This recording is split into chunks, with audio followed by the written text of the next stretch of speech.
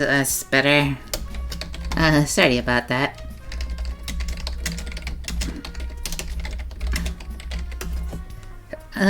Yeah, so... Actually, now the stream title is appropriate. So let's just, keep going.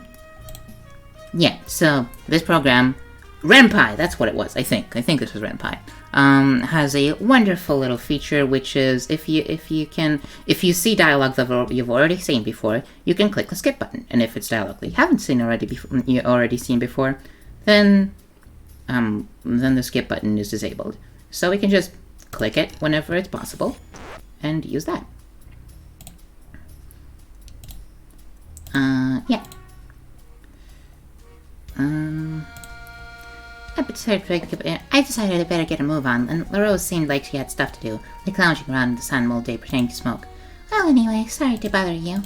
I'll go take a look at those evidence boxes. Have fun. She went straight back to staring off into the distance. I let her go on with it, and headed over to the neighboring cottage. Lovely stuff. Let's look around the shop.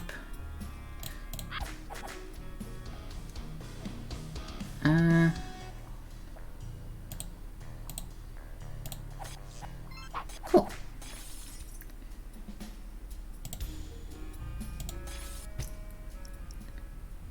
Briefly wonder what had driven her to leave those here so fast, but I stopped myself from dwelling on it too hard. Okay.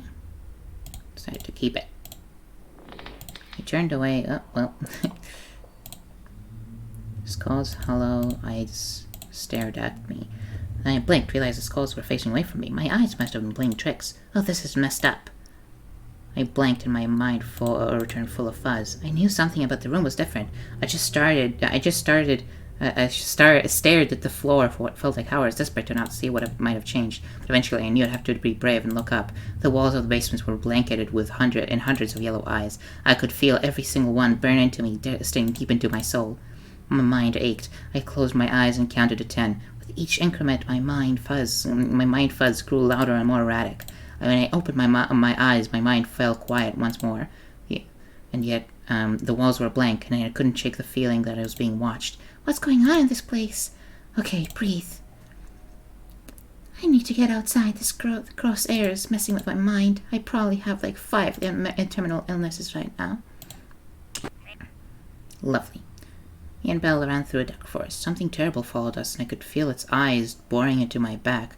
Wait, what?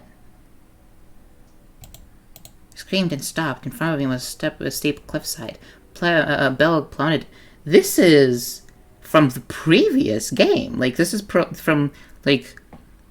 this is what happens when I played the game for the first time. This is the route we went through. We went through the Belle route, and Belle crashed in the woods, and this is what it is. Far across the gap was another cliff edge. I saw myself stood there looking out at me. A dark figure moved through the woods towards my twin, and with terror I realized I was looking into a mirror. I spun around to face my assailant, and found myself facing a grey, blasted landscape. At the center was a circular pool of black water. Belle stood at the center of the pool, on top of the water. She faced away from me. A flood of black water rose up from the pit to engulf us. I was blinded by it until a bright light tore through the inky darkness. The sink collapsed into itself, and I stood in an abandoned basement. Huh. So I guess previous playthroughs affect these playthroughs. Affect future playthroughs. That's really cool. That's really interesting. I took a look, left it alone. If I was about to get an air from Nikita later today, no need to expose herself more to her. Besides, it was a long time till the election. I was sure I'd hear more about her candidacy, more than enough over the next half a year. Fine, I agree with Nikita. You're right, the police are totally corrupt anyway, thanks capitalism. There, I told you it was pointless. Part of me thought they might be lacing their cakes with some kind of addictive substance because they really wanted more of the street stuff. Healthy option. Asked for a vegetable roll. A vegetable roll would be nice. I need to keep an eye on my sugar intake, haha. Shit. What the? No, wait. Why is my Discord notifications on? Damn it. Dad strip. A vegetable roll would be nice. Need to keep an eye on my sugar intake. Haha. Oh, my vegetable rolls come with a triple chocolate. Yes. Greg scurried back to behind the counter and placed the food into a little paper bag. Fortunately, I'd remembered to bring my wallet today. It's nice to see you again. Sorry the bakery was so busy yesterday. I could see it was making you anxious. It's a lot calmer today. The fact that 2 customers were considered busy made me feel slightly bad for Greg. Maybe was the bakery not doing well? Oh, no problem. Sorry for being weird yesterday. It was kind of hot, and I already fainted once, and I get anxious about buying stuff. Greg laughed sympathetically. Oh no, I hope you're feeling better today. Here, have a bottle of water in the house. That should stop you from fainting again. I felt bad accepting something for free given my suspicions about Greg's financial situation. Oh, no, that's okay. I'll live. No hiking in the sun for me today. Okay, well, the offer's there. I wouldn't want any of my friends fainting. That friendliness almost reminded me of Parsnip, though thankfully Greg seemed to be capable of conversations and had an actual personality. You seem to like cakes, Trixie. Do you make any yourself? I shook my head. I don't really do much baking, or cooking in general, really. I basically just eat snacks and drink energy drinks. I probably have like 4 years left to live. Why am I reading this? I can just skip it. Read it while he's away. Agree to help Heidi. Because I love Heidi. Yeah, I guess that might be fun. I could use the money to buy more bad stuff. More bad stuff. Bad stuff? Alright, sure. Tell you what, come on tomorrow at like 3 o'clock. You can help me out. Plenty more work to do. She tapped one of the unsorted boxes. Okay, go, Heidi. Thanks. Thank you. Right, I better start closing up. Thanks for your help. I'll see you, Trixie. I wished her a good evening and started to walk home to my bed. I could definitely use some sleep. Just walking past, blah, blah, blah.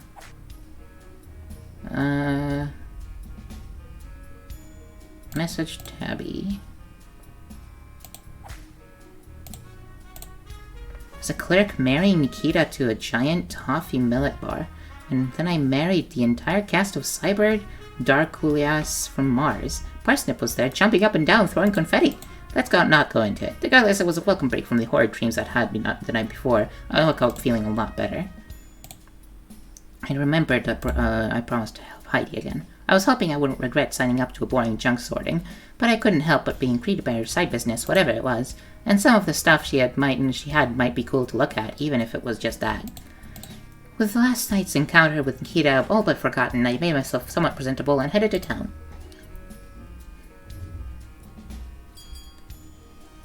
Heidi seemed somewhat surprised to see me. Good of you to show up, Trixie. Ready for a day of hard work?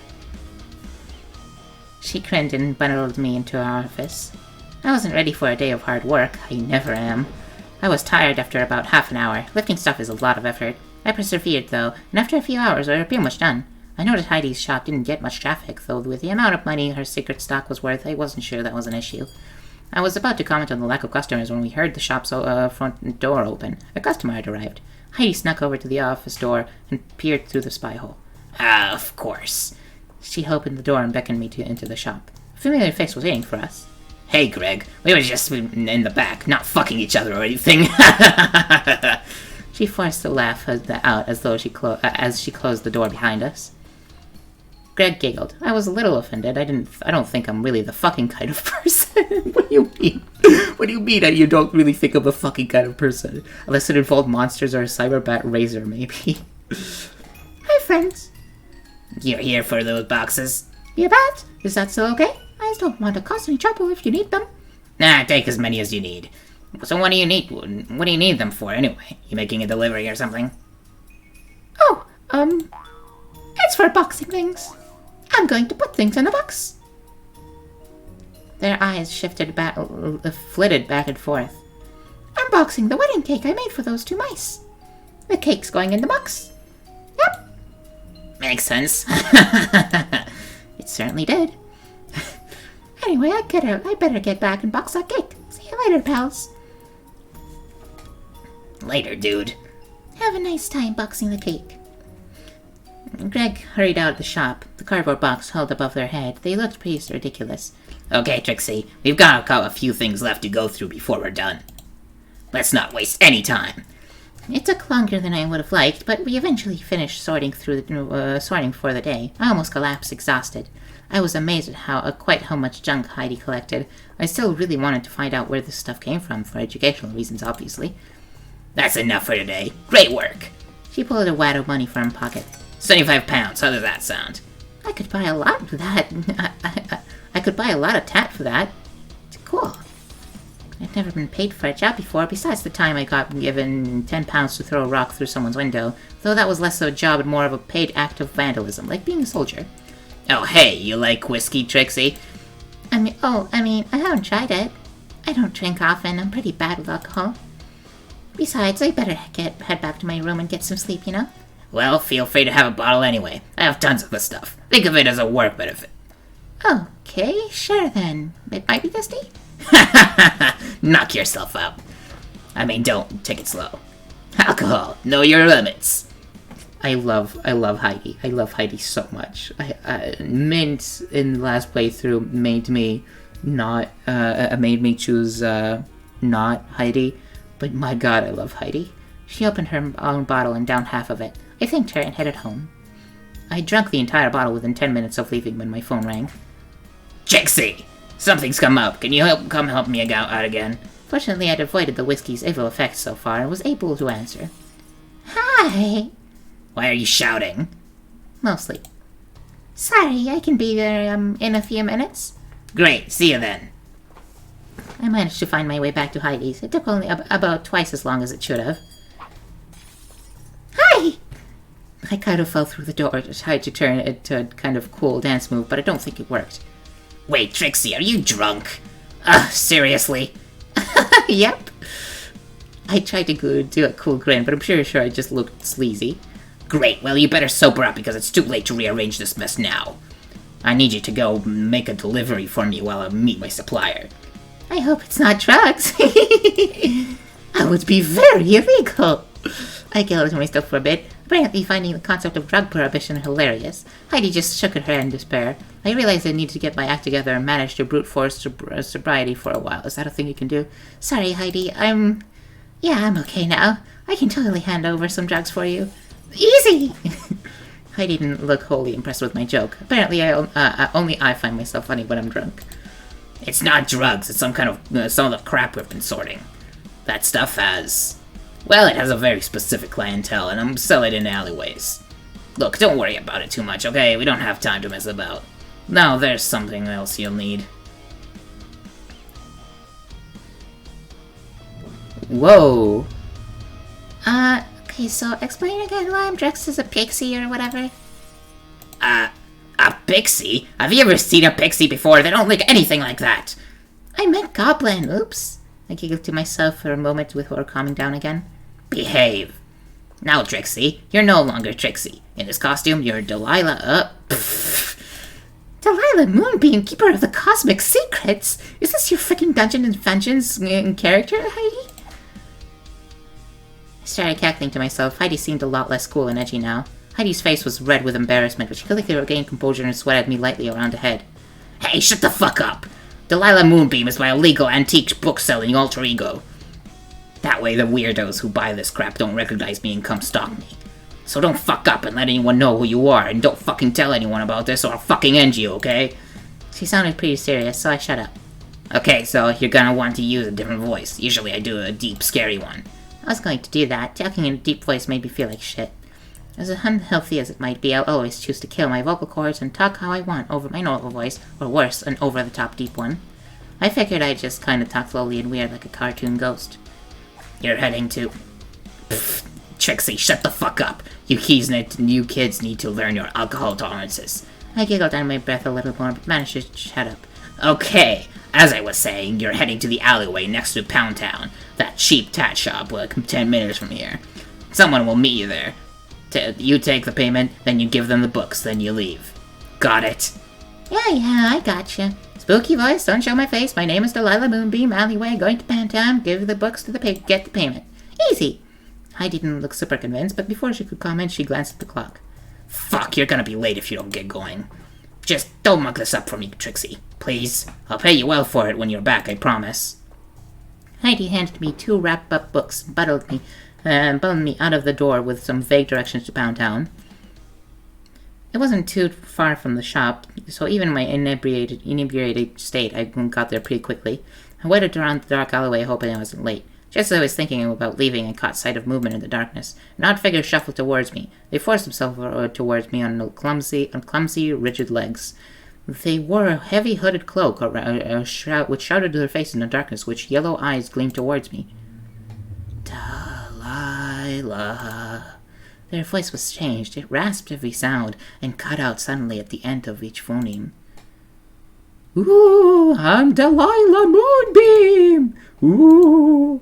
The figure's hooded head jerked up and down. I think it was supposed to be a nod. That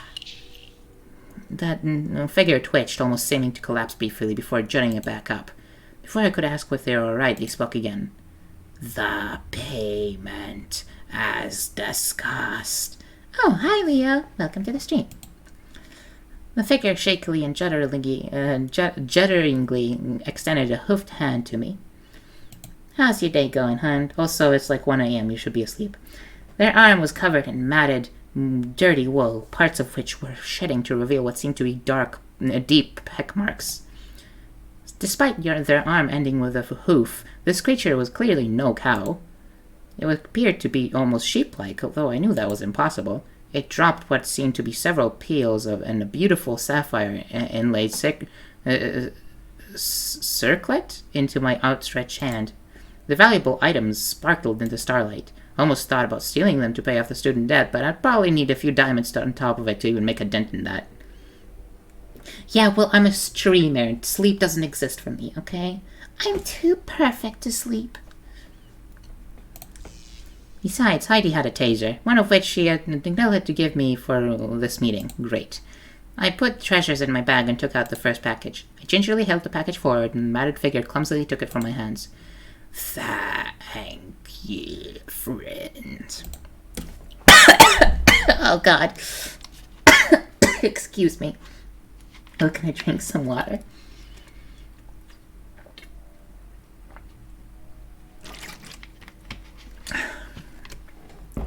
And that next. This matted figure was off-putting. I wanted to get out of here as fast as possible and never see them again. No problem, I spluttered out.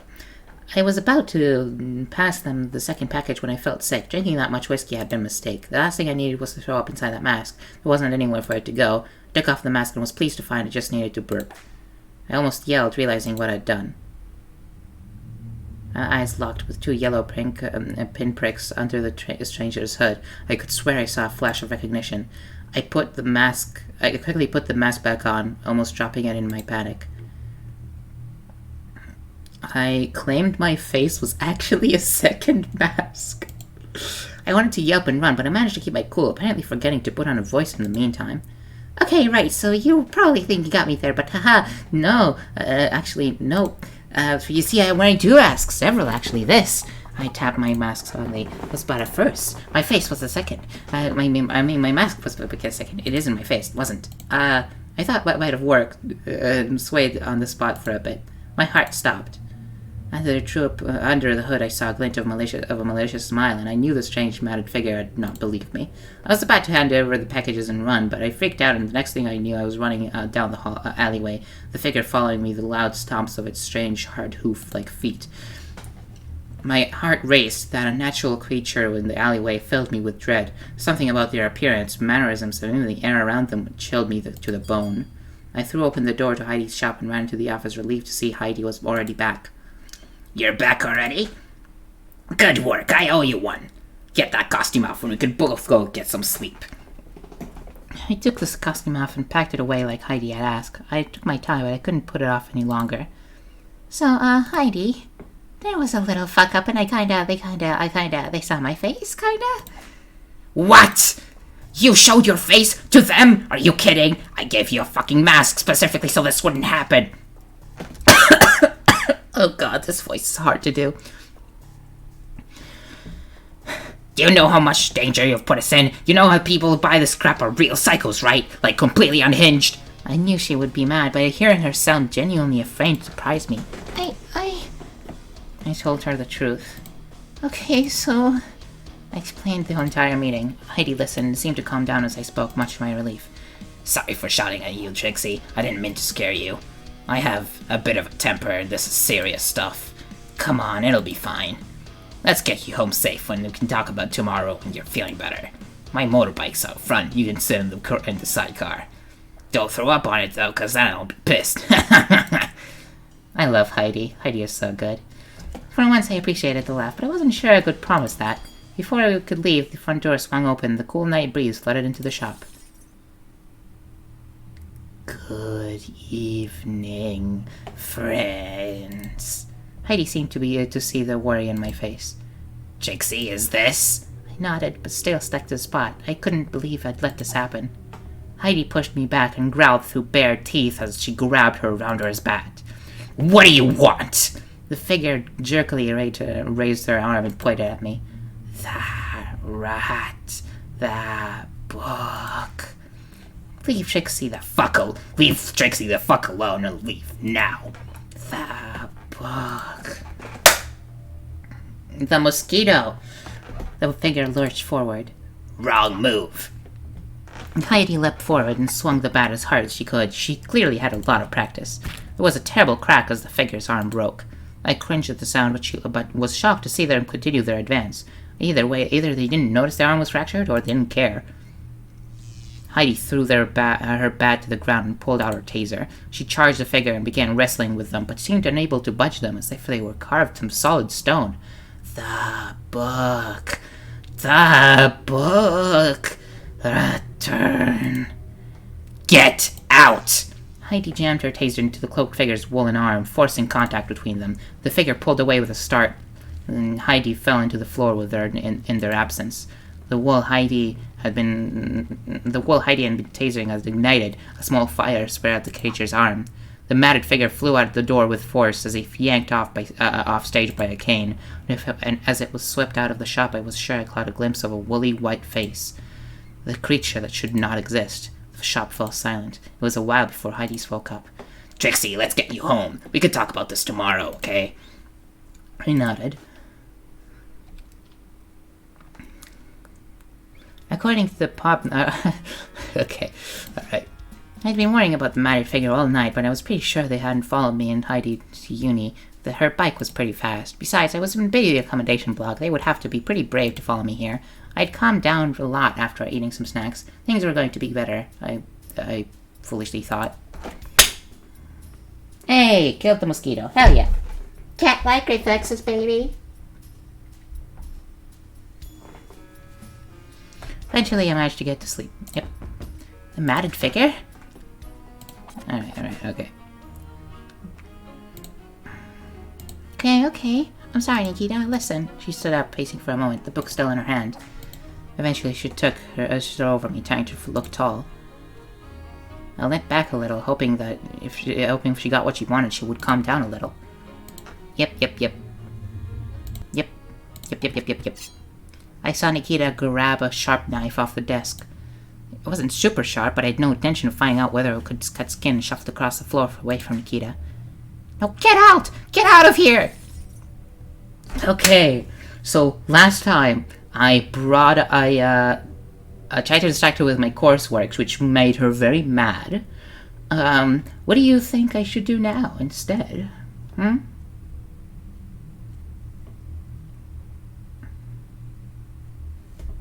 If you're still there, Leo, that is.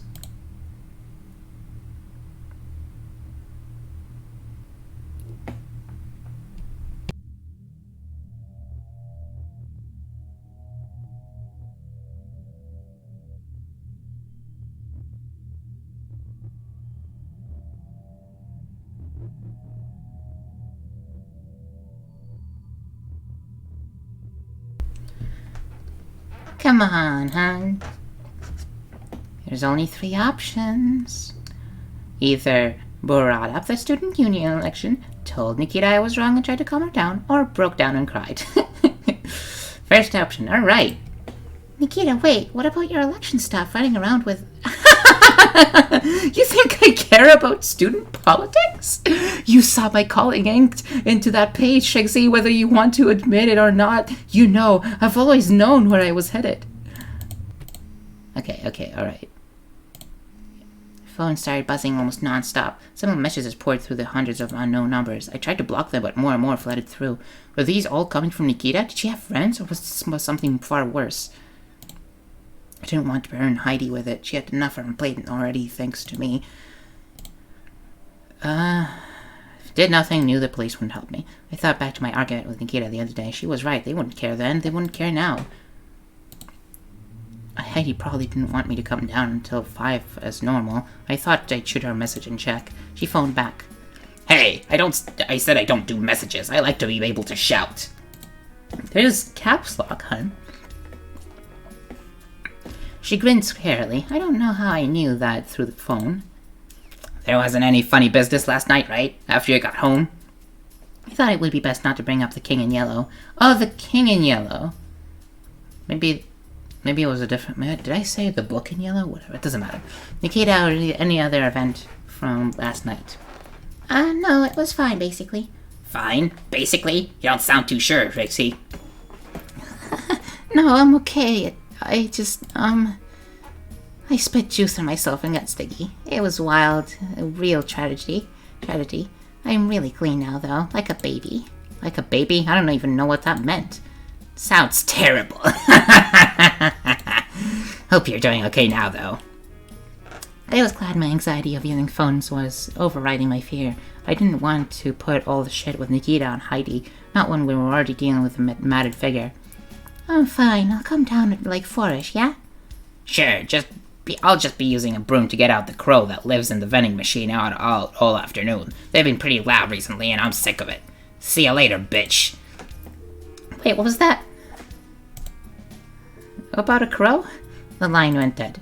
I fucked about a line for a while, desperate not to think too hard about last night. Eventually I ended up at Heidi's. There were a lot of black feathers lying around, the signs of an ancient battle between crow and hyena. That's amazing. Hey, Trixie, you got here just in time to help me clean up the remains of the cozy calm crow. Not that name suited them, the violent fucker. She nursed some peck marks on her face. Wait, remains? You didn't kill them, right? Heidi flashed her teeth at me. No, of course not. We just had a disagreement and they got their feathers full ruffled. They are meant to be shop security. I don't let them eat vending machine snacks all day in return for nothing. They weren't exactly much help last night. They can move back in once they promise to peck the eyes out of my enemies. Come on, help me clean this up. We spent the next half hour picking up the entire bird's worth of feathers. The cozy calm crow was lucky it was so warm out. Nice work, Trixie. Ready to do some actual work now? Yeah, I guess. More sorting through ancient treasures? Heidi junk would be more accurate. None of this shit is actually real, remember? I hoped, for Heidi's sake, that this stuff wasn't real, but after reading The King in Yellow, I wasn't so sure I believed her. So, about last night. I'm kind of thinking it was a one-off.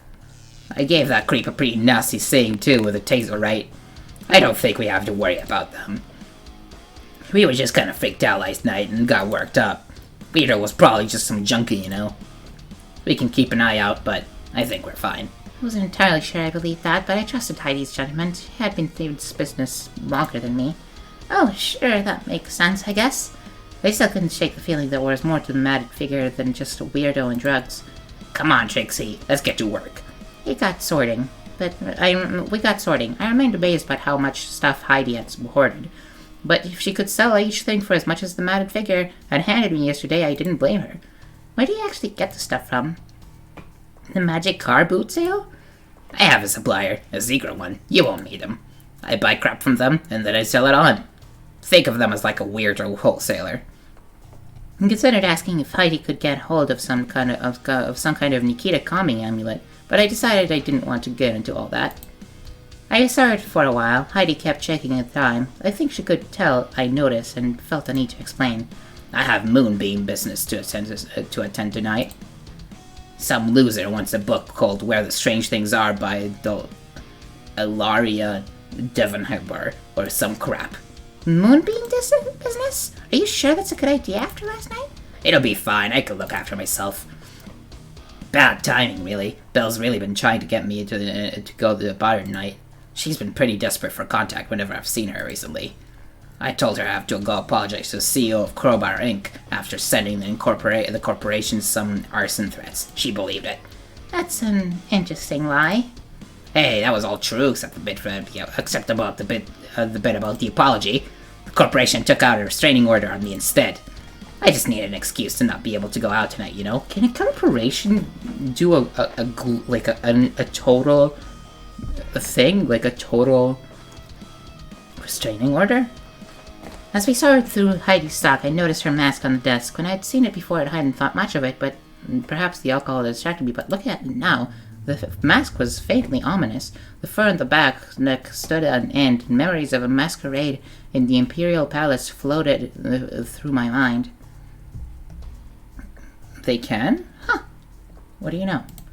Memories of Casilda. Where'd you get this mask from, Heidi? It looks really expensive. Heidi looks at me quizzically. No, I made it myself in an afternoon. Smashed up some plates, glued to an old mask for my theater days, and sprinkled some sequins on it. Although I don't think I've ever heard of such a case. Looks fucking stupid, sure, but at night with a hood, it's vaguely spooky. It stops kind of weirdos who buy my stuff from recognize me, so it does the job fine. Oh, I wasn't sure I believed that. I could see the guilt on Heidi's face. She was lying. I didn't want to push her on it, but something about the mask remained deeply troubling.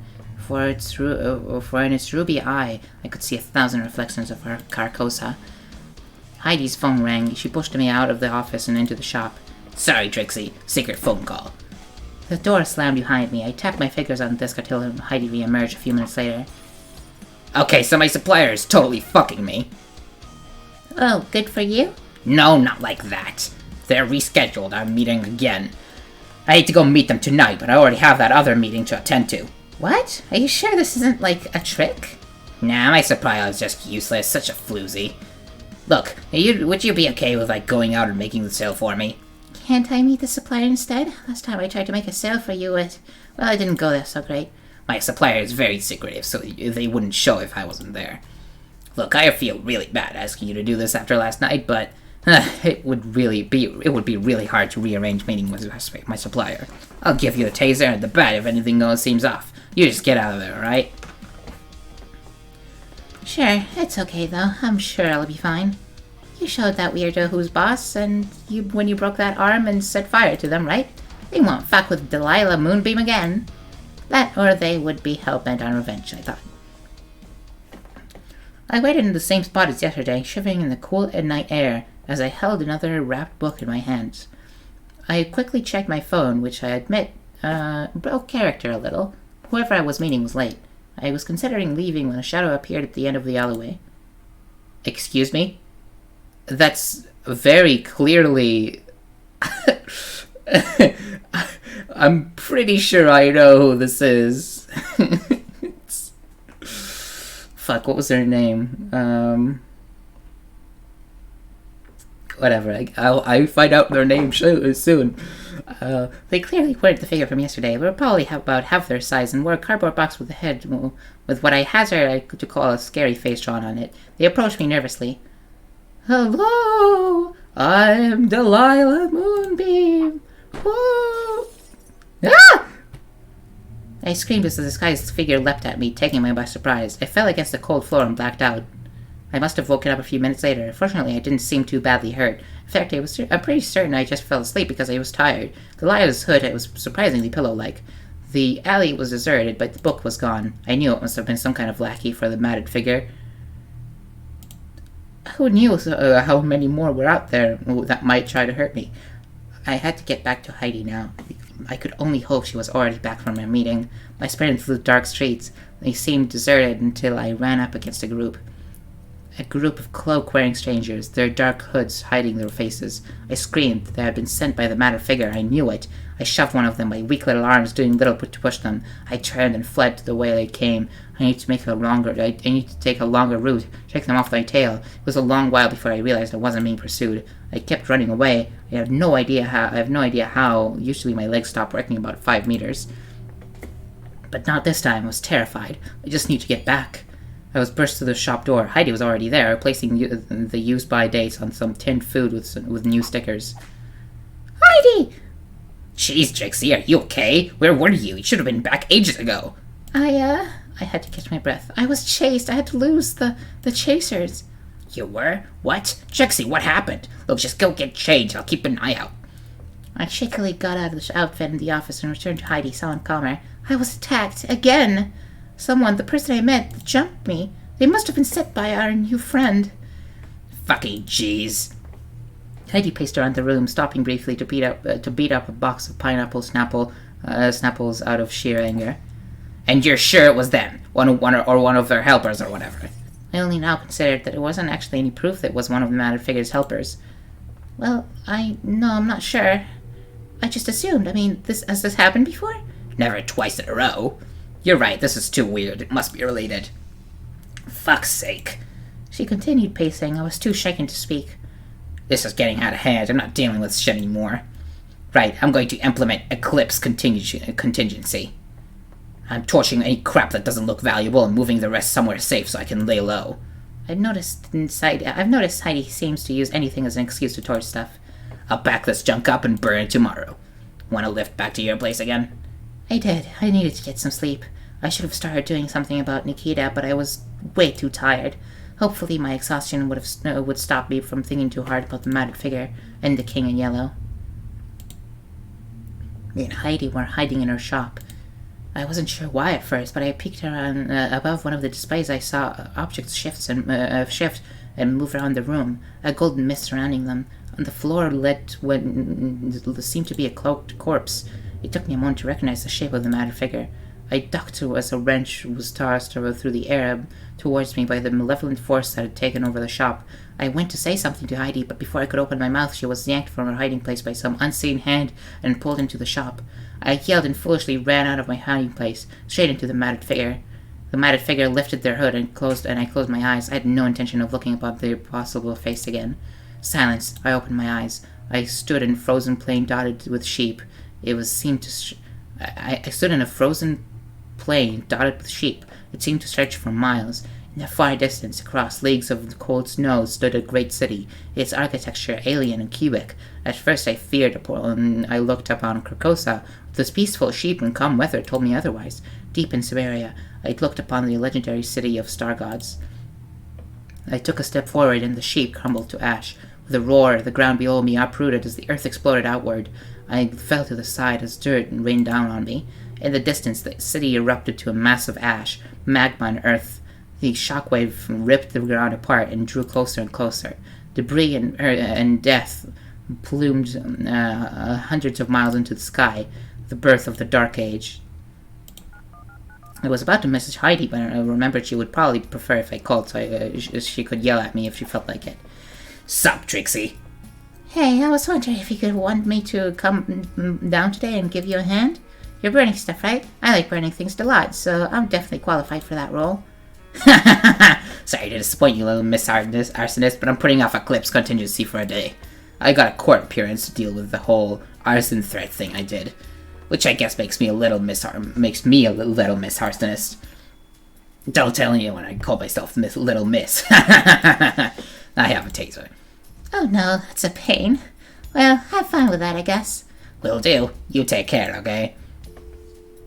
Oh. She'd hung up again. Oh. Shoot, this one. Right, okay. Let's do this.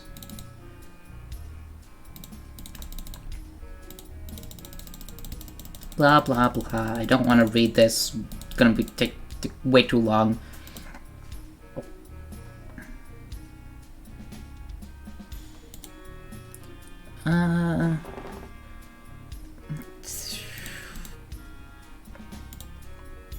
Yeah, the Great Crusade.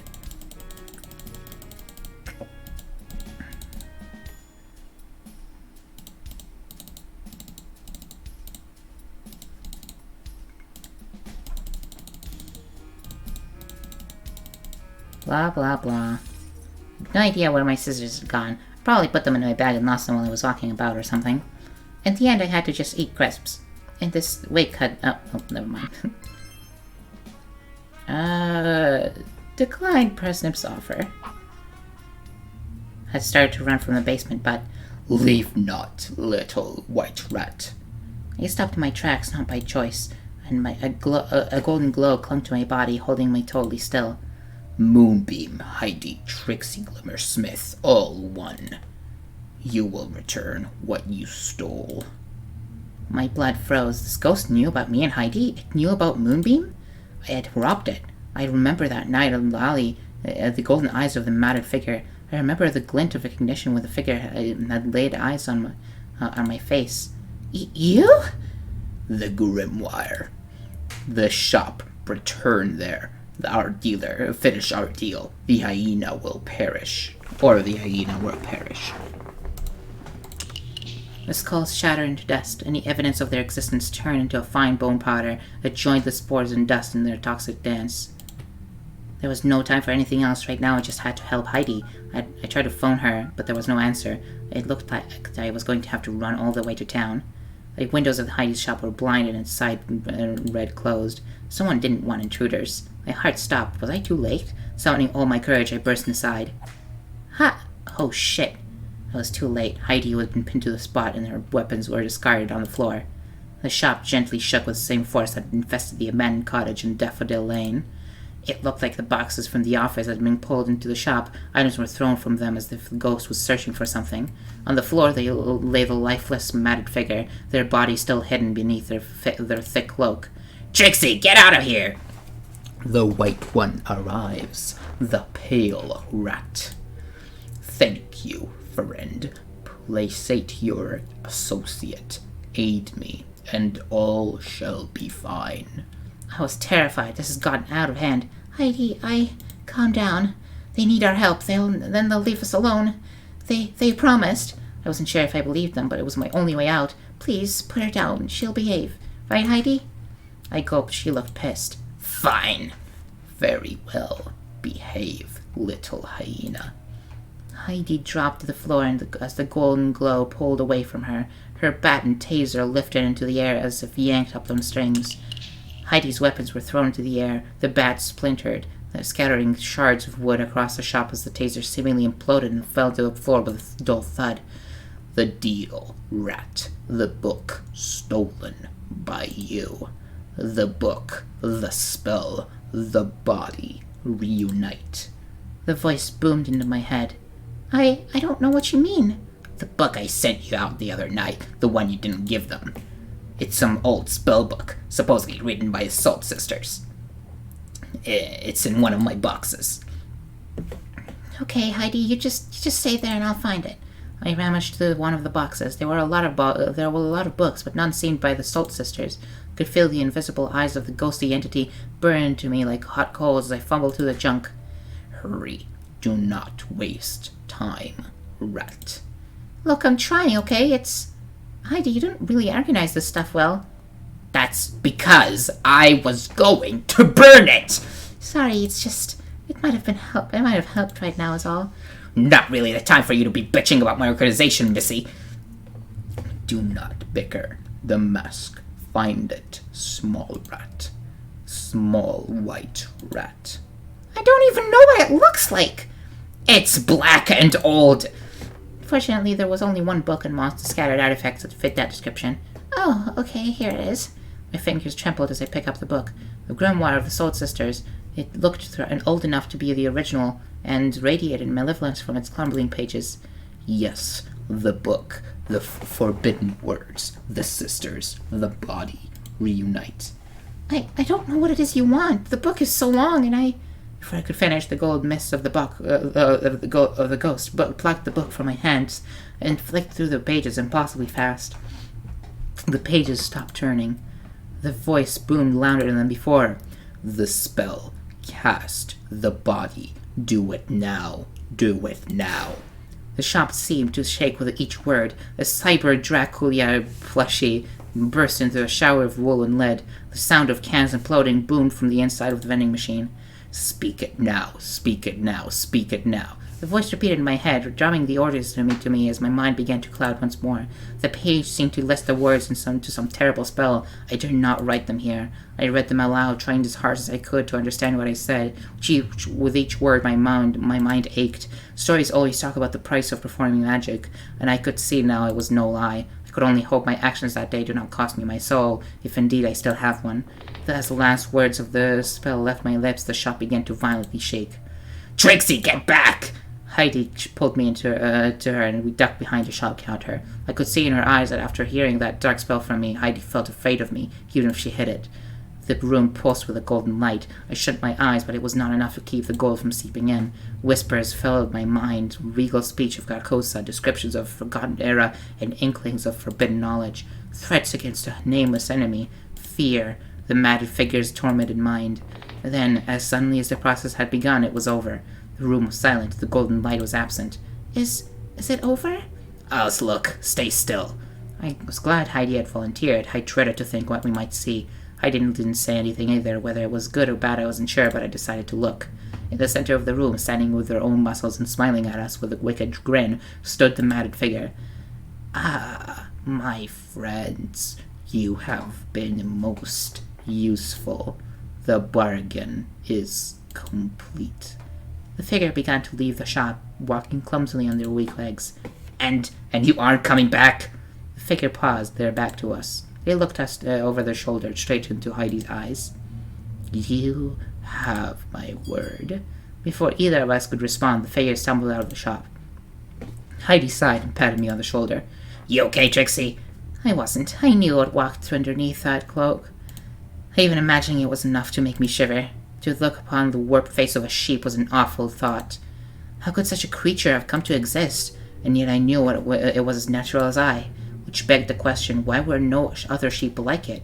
I shook the thoughts from my head. I just wanted this to be over. Yeah, I'm fine. Heidi looked at the mess of the books, amulets, and other tags thrown across the room with a sigh. This was a week of organizing down the drain. So, I guess I need to clean this up. It's all kind of lost its charm now that I know some of it is actually evil incarnate. You okay to help me? We can burn it. I checked the time. It would be a little longer till the moon was out. I can help for a bit, sure. I don't really fancy going out outside yet anyway. I'd rather give that person more time to get as far as possible. For sure. Come on, let's get this stuff packed up and flammable. He started rooting through the mess. It was a lot easier to sort through it now that it was all went straight to the burning box. Sorry for ruining everything for you, Heidi. I fucked up everything really badly. Hey now, it's not your fault. I shouldn't have gotten you involved in this weird stuff. Heck, I shouldn't have gotten myself involved in this weird stuff. I think it's time I go straight lace and start running the shop properly. Really? Heidi thought for a moment. Nah. I'd probably just sell it and get a job as a bouncer. A really violent bouncer. I wasn't sure if he was joking or not. How do you fancy free entry to whatever club I work at? I think I'll pass on that. Thanks, though. What about your moonbeam stuff? Will you keep that for your Dungeons and Fungeons game? She picked up the Mask of Delilah moonbeam up off the floor. Nah, heck, I can't burn this. It's kinda special to me. She started packing her way into the keep box. I was sad to see it go after all the work Heidi put into making it, but it was probably for the best. Its jeweled eye winked at me one last time before it was hidden away, maybe forever. We fixed up the shop for a while, and it was a real mess. At some point, I realized everything that had happened made me completely forget Nikita. I glanced out the window. The full moon hung low at the sky. I knew Nikita would be heading to Daffodil Lane soon. Maybe she was already there? I felt bad leaving Heidi, and if it wasn't for the pit in my stomach I got from when I imagined Nikita, intentionally or not, releasing the horrors of Carcosa into our world, I would have gladly stayed. Hey Heidi, I have to go do something. Will you be okay here by yourself? Huh? You need to do something?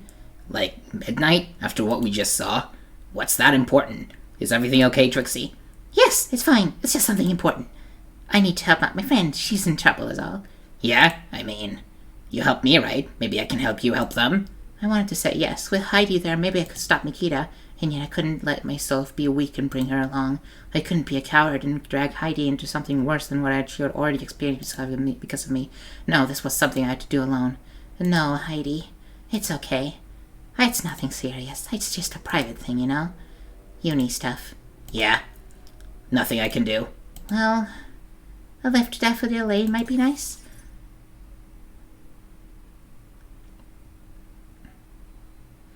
The lane was quiet. It looked like Nikita hadn't opened the gate yet, at least.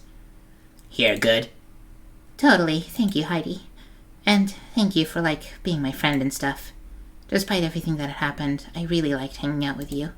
Yeah, it's been fun. But hey, it's not like you're going anywhere. I'll see you tomorrow, right? I wasn't sure. I'm sure. You should get to bed or whatever you do at night. I'll be okay here. I'll just gotta help my friend. Yeah? I'll see you tomorrow then, bud. You have a good night, okay, Trixie? See ya, Heidi. Oh, God. Oh, Jesus Christ, what happened? Don't clip that. Please don't clip that. That was so embarrassing. See ya, Heidi. I waved her off as her motorcycle sped back towards town. I hoped this wouldn't be the last time I saw her. I walked down Daffodil Lane towards the abandoned cottage. Oh, well. From my waist jutted a pair of novelty scissors, their wacky, wavy blades shimmering in the candlelight. They were mine. I gasped in pain and confusion. When did Nikita get hold of my scissors? Did she break in while I was away?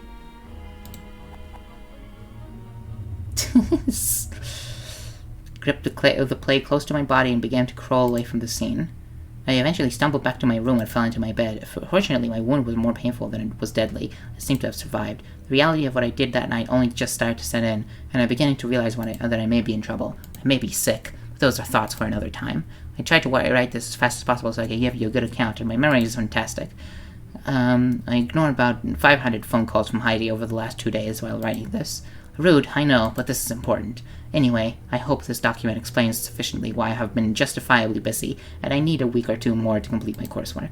In retrospect, I probably should have kept it shorter, since they seem to have run out of room on the form and, well, I guess without realizing, wrote most of my statement on the walls, sorry. But to show how I will use the time I hope you will give me wisely, I intend to start my research as soon as I submit this document. I shall finally finish reading The King in Yellow. The end. Damn, I feel like that was shorter. Like, the Heidi path was shorter than the Heidi parts were shorter than the Belle parts, you know?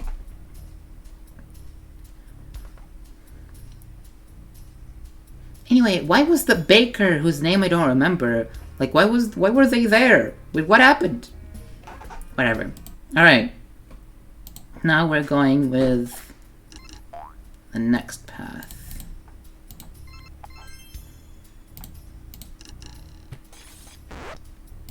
The third and final path, the non-binary path. Fair pick at the door, the shopkeeper hadn't responded when I called, blah blah blah. This is probably very irrelevant.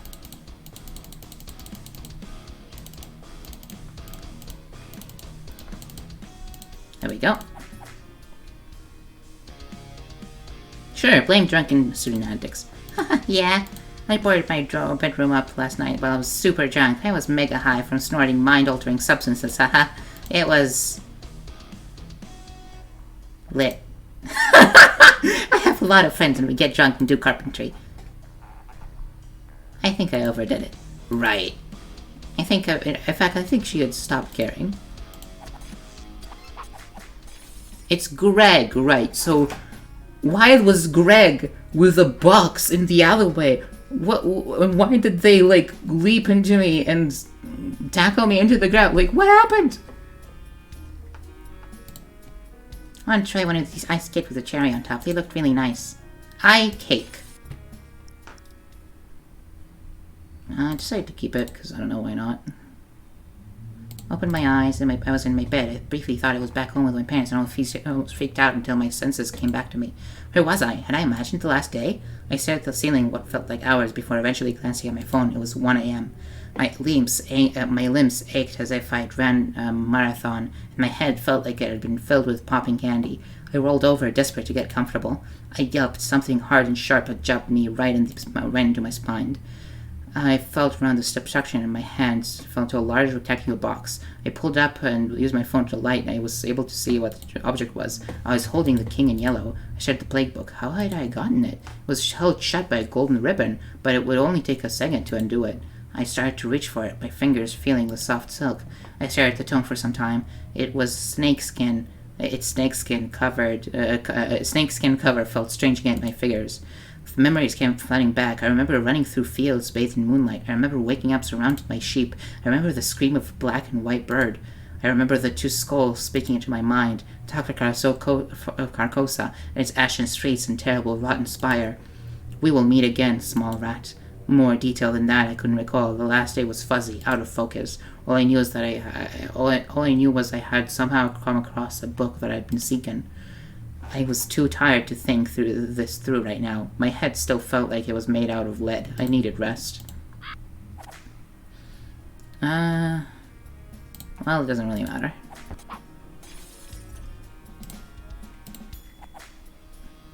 Given your obviously bullshit explanation, you don't want anyone to find out you're blatantly breaking and entering some poor innocent's house, right? She had been seen through my light, great. Though it definitely wasn't an innocent's house, I didn't really want to explain that to her. Hey, no, rude. It was for urban exploration, actually. Right, sorry. I just assumed since you were lying, you were off to rob someone or something. Look, I just need your help, okay? You promised. Great.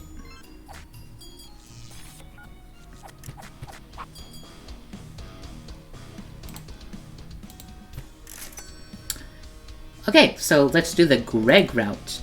Sorry, Heidi, but I've got some other stuff. Yep, whatever. I could remember how the book had drawn me to it when I held it. I wanted to pull this golden ribbon and read it, regardless of its contents. The rumors around it that a cursed play were more than enough to make it maddening to behold. Let's grab the book. I managed to fish off the book from the floor. Talking to ghosts. Ghosts are mischievous little creatures. Let's try talking to one. First you need to go somewhere haunted. Of course it has to be at night and the lights have to be off, or the ghost will be scared. I slammed the book shut. I think that was enough. I sighed. Most of the books were about the stuff were awful, so I don't know what I was expecting. My time was better spent getting some sleep. Let's go to Greg's Bakery. I remembered Greg's invitation. Belle was nice, but I didn't think I could handle driving around in this heat. Besides, I really wanted to learn how to make cakes. Or more accurately, I wanted to eat them. With last night's encounter with Nikita, I all but forgotten I had made myself somewhat presentable and headed to town.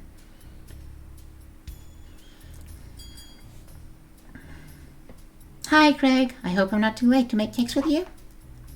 Oh, not at all. I was just about to start. I'm glad you decided to come. You better wash your hands so we can get to baking. I ended up just trying to and failing to follow Greg's baking instructions. Accidentally baking a whisk into one of the cakes was one of the least disastrous moments. One of the cupcakes came out of the oven. Once the cupcakes came out of the oven, we got the chance to talk properly. Okay, Trixie, time to ice our cakes. Let's get creative. I looked at my vaguely cake-shaped blobs of carbon. Adding icing to these would probably be like sticking plasters on someone hit by a howitzer shell. I don't know how you do this every day. I'm tired already. Although, to be fair, tired is pretty much my default state of being. What a mood. It is pretty tiring, especially since I'm open pretty much every day. I might not need to work as hard soon enough, though. Maybe I can take a break and enjoy the sun. I need to get to the beach. Oh, are you getting like a machine to make stuff for you, or what? Greg was suspiciously silent for a moment. I could see their eyes in thought. Kinda. I could tell they didn't want to talk about it, so I tried to change the subject. It's kind of nice getting outside in the sun. I used to have to stay inside a lot during my summer, so I can't really handle the sun with my lack of melanin. I got some of that new UV protection sun shampoo for it though this year, so I've actually been able to get outside. I'm still a little worried I might end up sunburned though. I miss the heat. Hopefully I can spend some time outside before the heat wave ends. You used to miss it? Oh, I moved here when I was pretty young. Me and my parents used to live in Oceania. I still remember playing in the summers there. They were even hotter than it is here today. Oh, wow, I hadn't realized. That's cool. I've wanted to visit Oceania for ages, but I don't think I could handle the heat there in the winter, let alone the summers. Thousands of ash islands dotted with strange Siberian artifacts thrown across the planet by the Dark Age cataclysm sounded right up my alley. What about Sheepxit? God. Sheepxit. Like Brexit, but Sheepxit. Is that going to be a problem for you? I don't really know much about immigration. Oh, no. I'll be fine since I've lived here for so long. I still think it sucks, though. That poor sheep. I can't believe the Prime Minister wants her kid bite it back or when she won't accept an exit deal. I hadn't heard about that yet, but it didn't surprise me in the slightest. The exit negotiations were growing increasingly surreal. With a ring, the shop door opened, and in it strode a familiar face. What's up, sluts? Hi, Heidi. Are you just popping out for lunch? You betcha. I can't hang around for long. I have stuff to sort out at the shop. She shot me a slightly scary look. I think it was meant to be friendly, but it's kind of hard to tell with Heidi. Can I get 20 soy meat rolls and a whiskey? Heidi, I don't sell alcohol. How many times do I need to tell you? Greg said as she got a half a liter bottle of dusty Dune whiskey out of under the counter and poured her into a paper coffee cup. Heidi smiled and winked at me. I winked back and probably looked pretty silly. Well, I better get going. See you later, you two. Oh, Heidi, before you go, do you sell any boxes? I need some. Boxes? Yeah, I have some boxes. You can have them for free, honestly. I have plenty spare. Hooray! Awesome! I'll come pick them up later. Nice. I'll see you then, dude. Heidi left and we got back to the icing. What do you need boxes for, Greg? Before Greg could respond, the shop's phone started to ring. I'll get that. He picked it up and gave it a chirpy hello. I like to eavesdrop at the best of times, but when Greg's face dropped and they ran to the cupboard, I knew I wouldn't be able to resist. Wait, what? Yes. Like most of it? No, that's too much.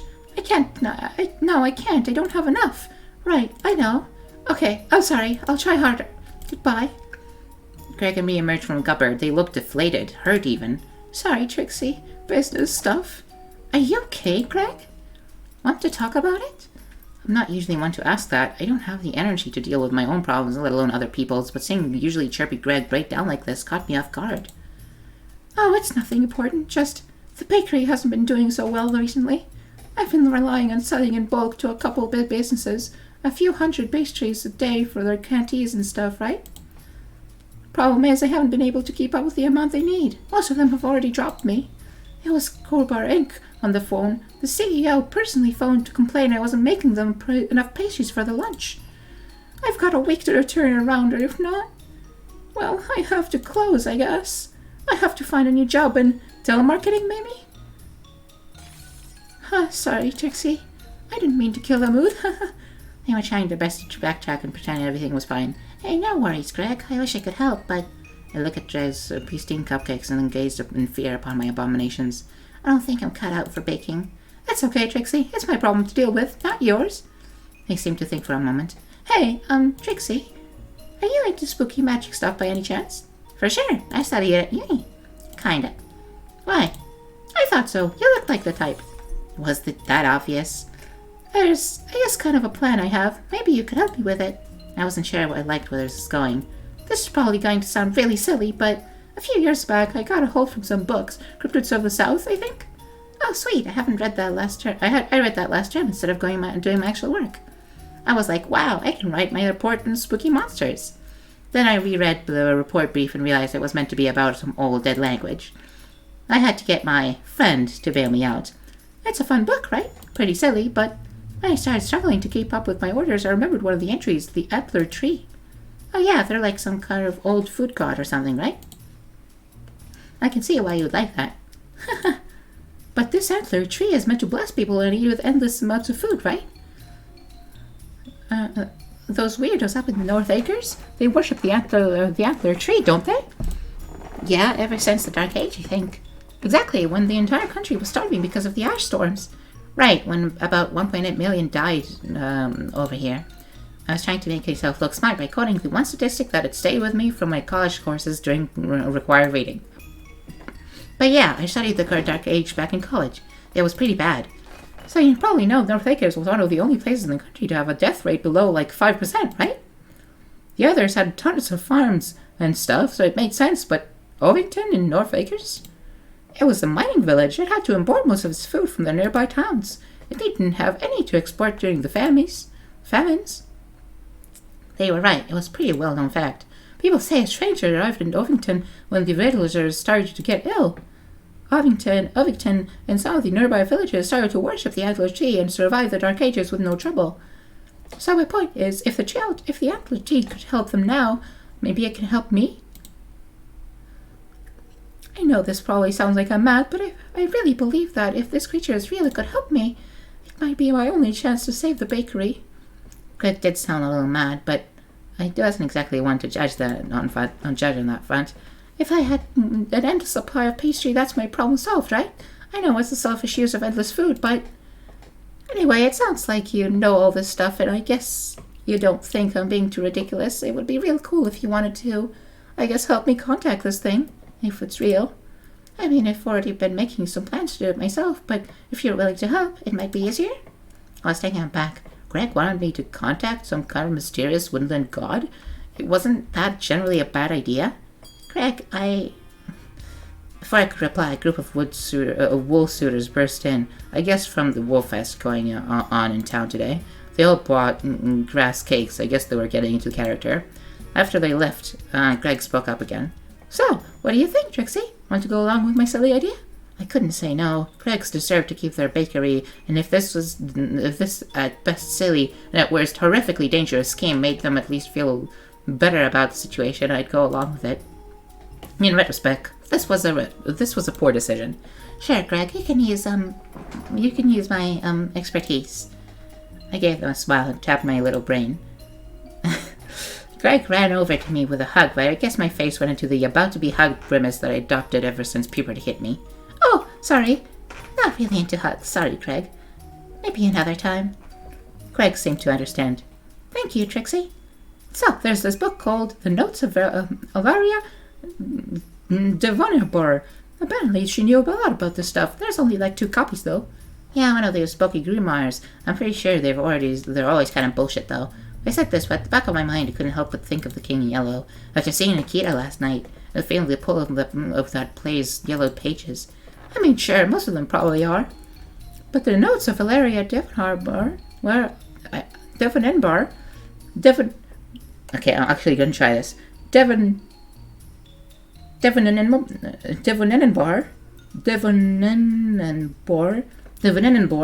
Well, I've heard things about it. Anyway, I might be able to get a hold of a copy soon. But let's talk about that tomorrow. We have cakes to ice. We iced for a little while longer, but eventually I had to get going. So that's why Greg fucking stole a book from me in the last playthrough. What the fuck? What the fuck, Greg? Greg let me take some of their cupcakes back to my room for lunch, which was nice. I think mine ended up being in a biohazard bin. It had been a nice if strange day. I'd been gorging into the cupcakes I'd bought from Greg's all evening, thinking about what we had spoken about. I decided to wait till I saw Greg again to look into it. Yep.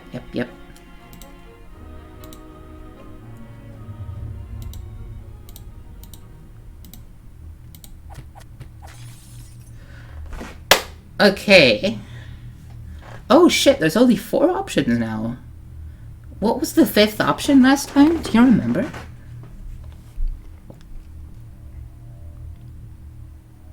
No. There wasn't 4 options last time. I'm just remembering them correctly. Okay, so either broke down and cried, or I told Nikita I was wrong and tried to calm her down. Probably the latter. Probably. Yeah, there were 4. I'm just wrong. Probably told Nikita I was wrong and tried to calm her down, because I feel like breaking down and crying maybe won't help so well. You know, I mean, maybe, I don't know, I could be guilt-tripping her.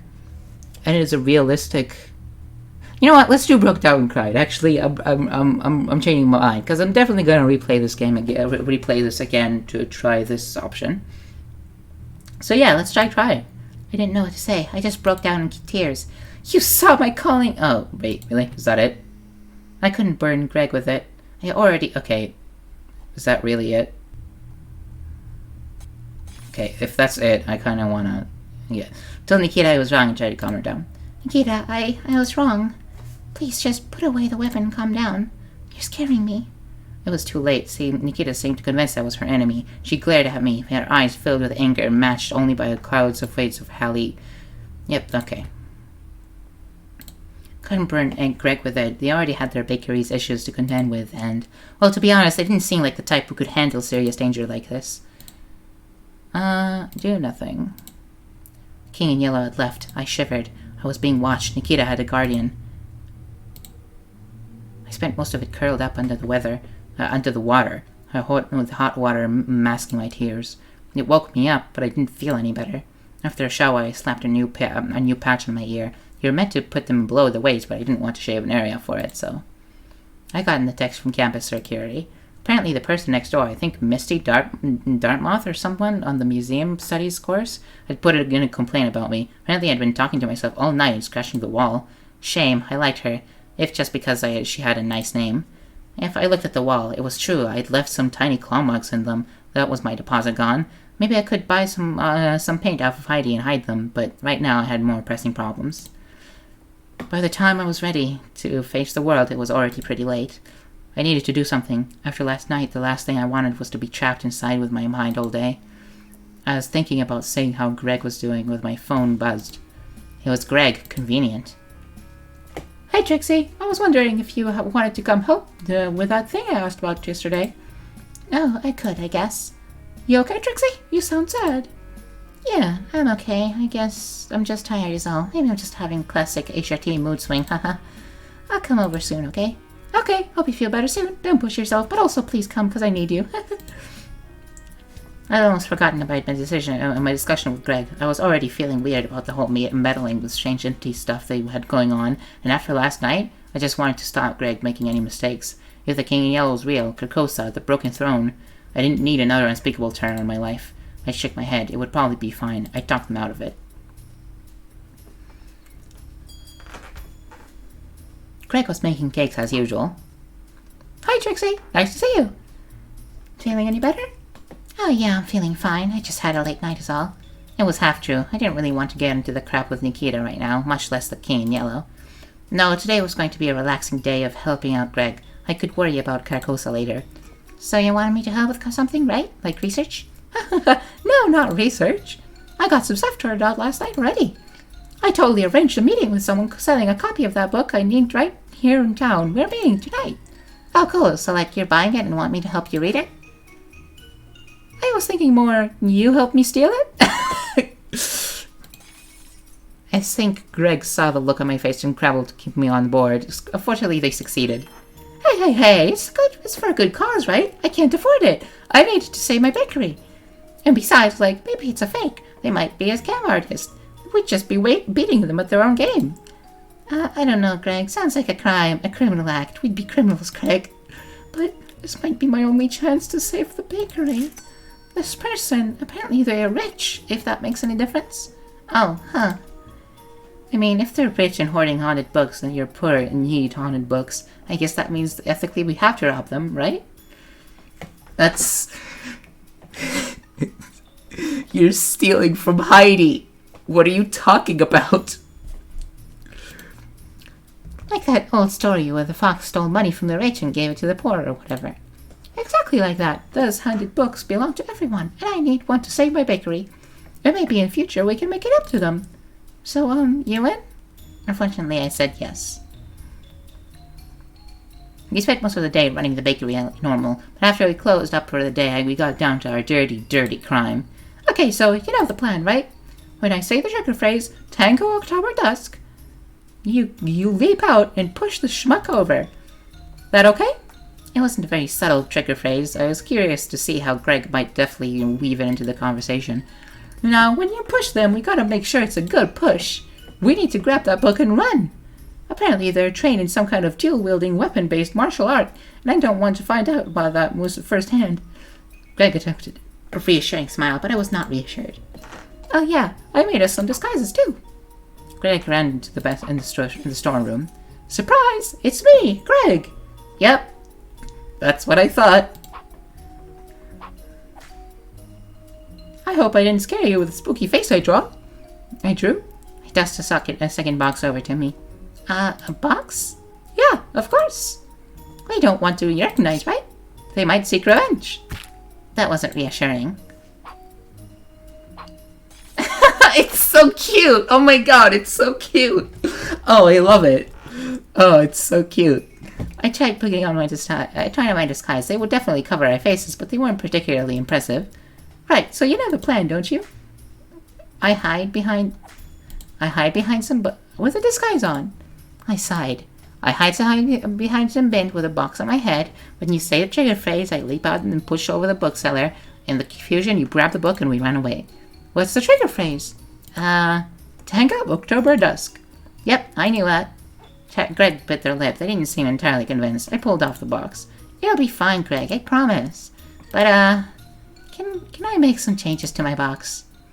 Me and Greg got into position at the meeting spot, the alleyway next to Pound Town. The figure appeared at the end of the alleyway as if by magic. He slowly approached us. I kept my head down behind the pins. Delilah Moonbeam, keeper of the cosmic secrets. Oh my god. The daylight's shroud dissipates, and I arrive here through the moonlight. Delilah Moonbeam, keeper of the cosmic secrets, froze as they raised their hooded face to Greg. Wait, is that... Delilah shook her head, dismissing whatever they were thinking. Wait, is that definitely the person searching for the lost book of the darkest dread? Of course. So, you have it? Of course, I could not have forgotten it. I am a servant of the moon itself, here to grace you with the terrible gifts. Excellent. This deal should go down smoothly then, my friend. This deal should go smoothly down then, my friend. Was that the trigger phrase? Didn't sound like one, but the irony of launching a crime with it would be pretty funny. Delilah would probably laugh about it later. Was Greg into irony? I wasn't sure. I stayed hiding. What are you talking about? No, that wasn't it. The actual phrase was way crummier. I couldn't distinctly remember rolling my eyes when Greg first mentioned it. The payment, then. You have it? The Moonlight Man demands it. Well, the octagon strikes at dawn, right? Was that the phrase? It sounded weird enough to be it, and it did have the word strike in it. I don't think that was it. Stayed hiding. No, I knew it wasn't, and it wasn't, and it kept hidden. Excuse me? Oh, sorry. It's from a cartoon. I thought you were referencing it. There was an awkward pause. So, are you going to give me the money now, or... Yeah, it's a veritable old Tango October Dusk. What? What does that even mean? I leapt out and pushed a schmuck over. Ah, it's so cute! Oh my god. I leapt out the bins, Delilah yelled, but before they could turn to face me, Gregor jumped at them, creating a short distraction away and knocked into them, pushing them forward. Their mask fell into the ground, but seemed undamaged. Delilah seemed to realize their face was exposed, but Greg was already lunging for the book. Delilah dropped it and pulled the book, their cloak over their face, keeping their identity shadowed by the night. They ran quickly disappeared from view. Wow, that went pretty well. Nice job. I should have known keeping their secret identity would be more important than the book. Good thinking. Oh yeah, that was intentional. I totally owned them. It hadn't been intentional, but Greg seemed impressed. You had better get going, Trixie. I don't want to hang around here any longer.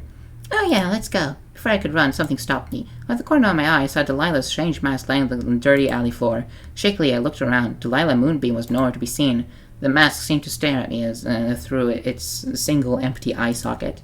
Memories of a masquerade in the Imperial Palace filled my mind. I shuddered. Was I really considering taking this strange thing? Let's take it, yeah! Timidly, I picked up the mask. It was made of fine china, intricately inlaid with jewels and gold. Me and the mask stared into each other's eyes for some time. Hey, hurry up in case they come back! I jumped and stuffed the mask into my bag. I don't think Greg saw it. Oh, sorry, coming. We hurried through the streets, eventually reaching the bakery where we could pull our disguises off and catch our breaths. Hey, Greg. I feel kind of shitty. We just committed a really mean crime. Hey, no, Trixie, don't worry. It's better I have the book for a good reason than some bad guy getting a hold of it, right? Delilah will be fine. We just spooked them a little. And you saw how much money they were asking for. They're obviously super rich, right? I guess. As long as it's to save the bakery. Of course. I'm sorry for making you feel bad. No, it's okay. I always feel guilty, even over silly things like being called Trixie. I sighed. Let's not get into that. Aw, well, thank you for your help, Trixie. I won't let you down. I promise. Greg reached their arms out, offering me a hug.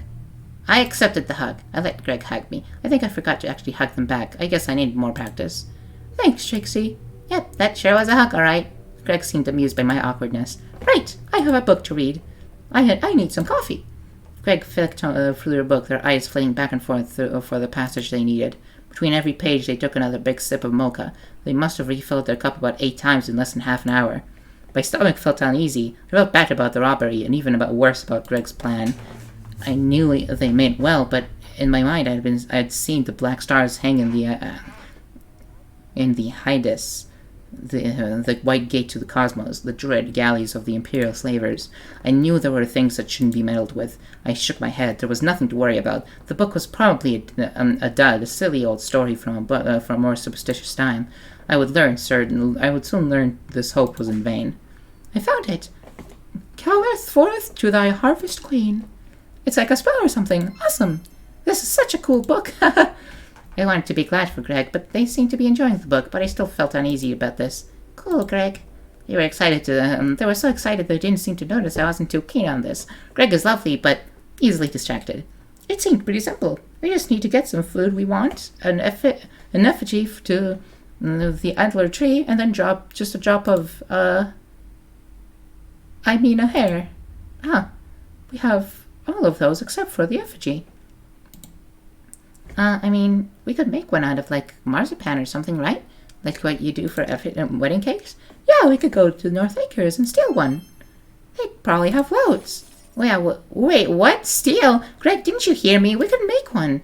I guess, yeah. I kind of wanted to go steal one, though.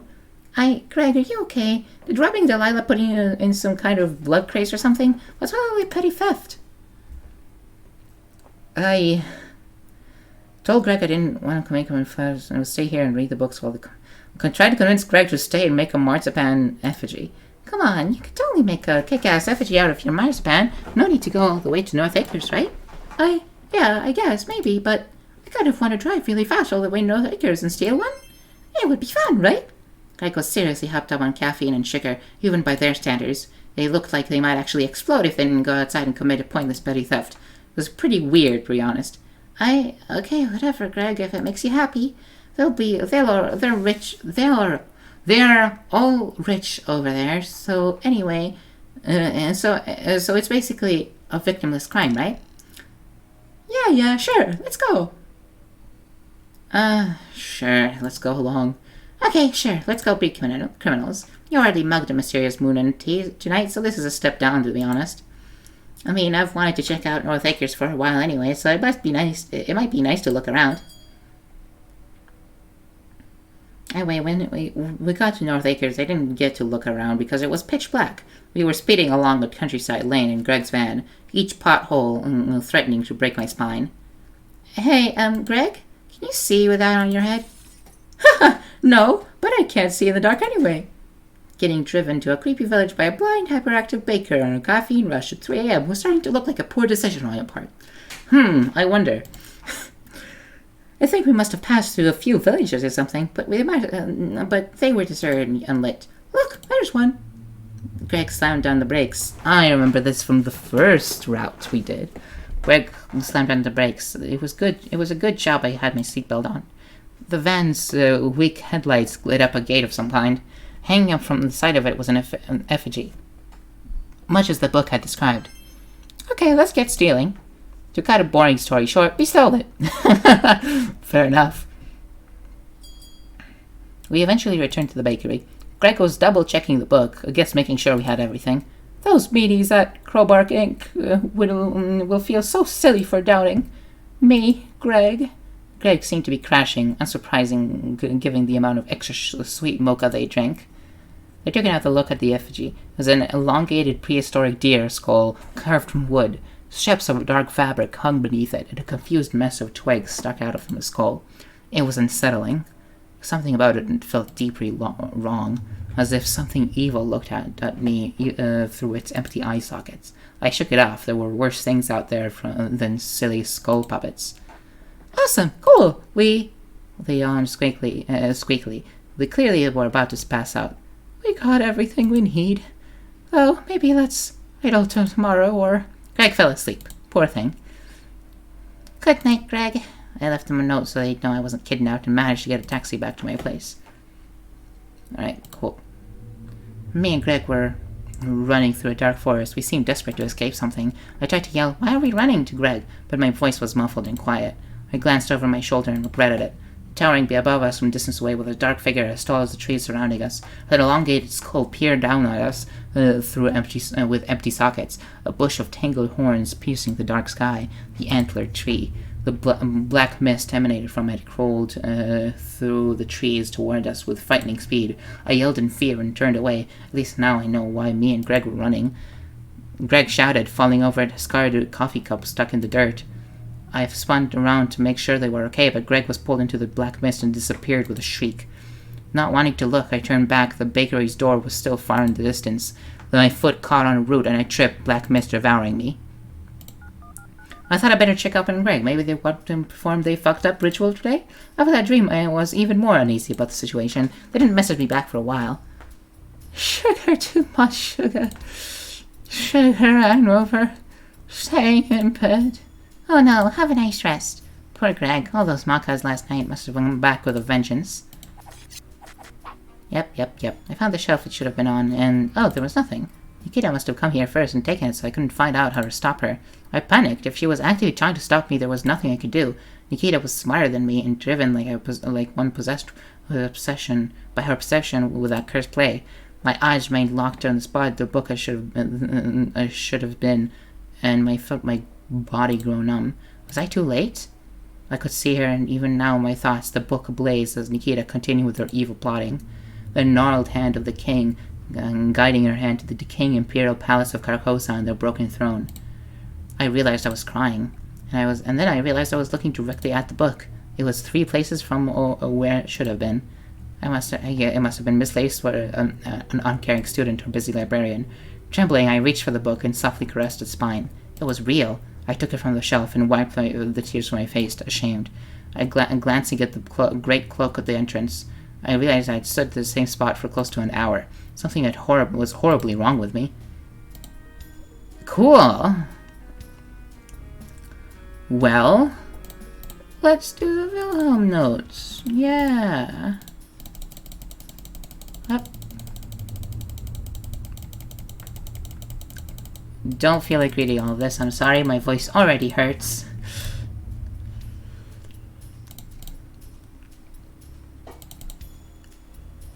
I held in front of me and my eyes looked upon the mask of the pale servant. How had Moonbeam found it? Did they know of the dark origin of their mask? No matter, it was mine now. Nikita was not the heir to the broken throne.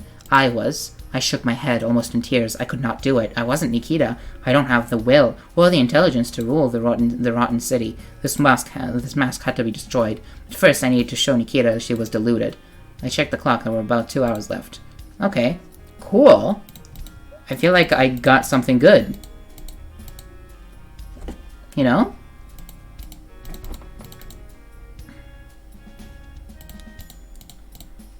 Let's do Cryptids of the South. I don't think I have anything else to read, but well, whatever. It doesn't matter that much.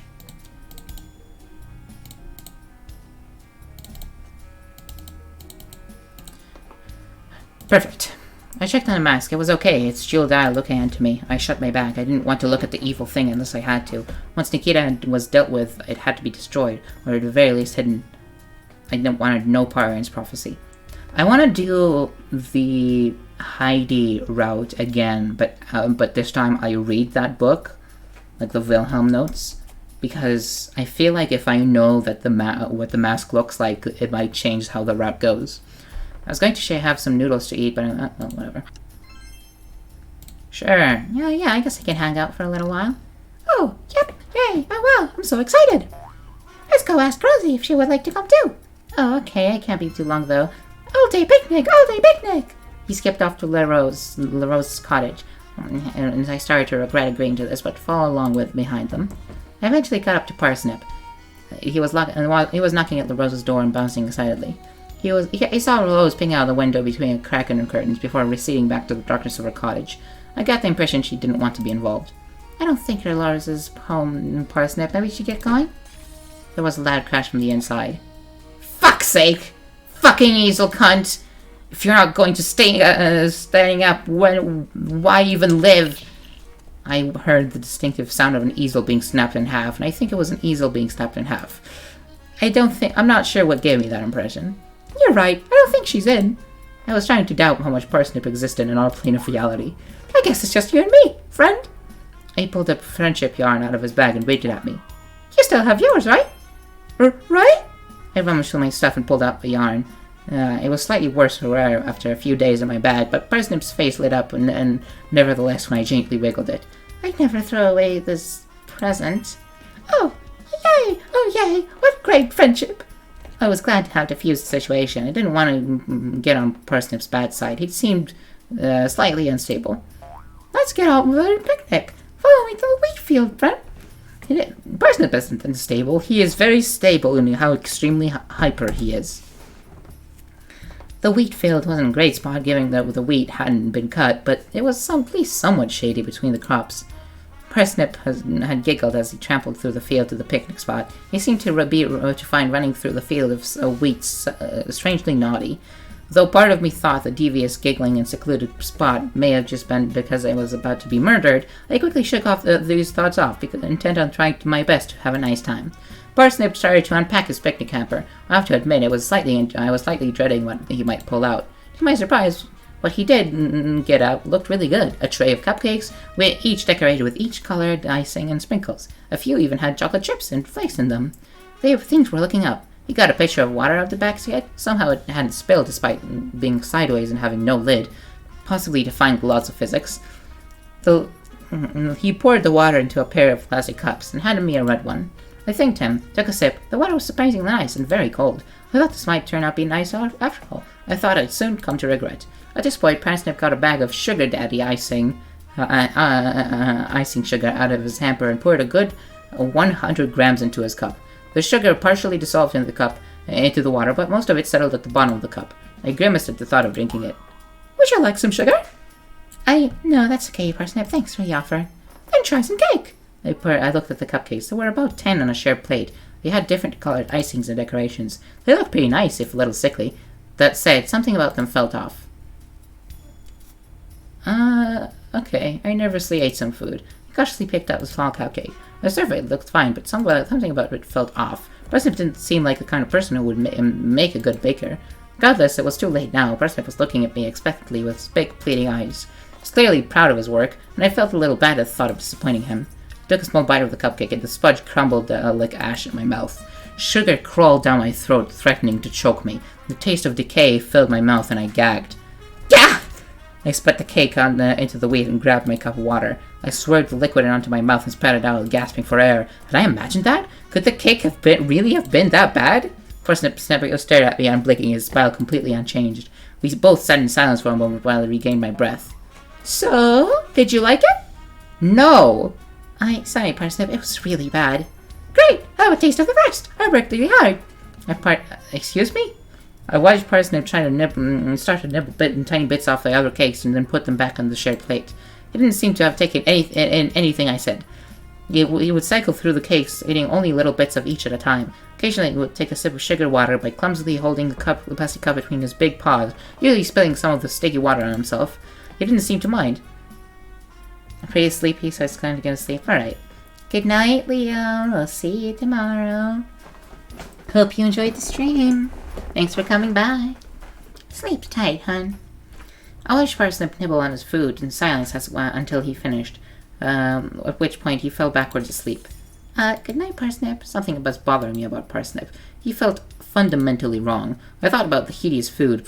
Surely it was not of this world. The rabbit's strange mannerisms and aura filled me with discomfort. I remember when I first met Parsnip, he had appeared from nowhere as if summoned me to me from the void.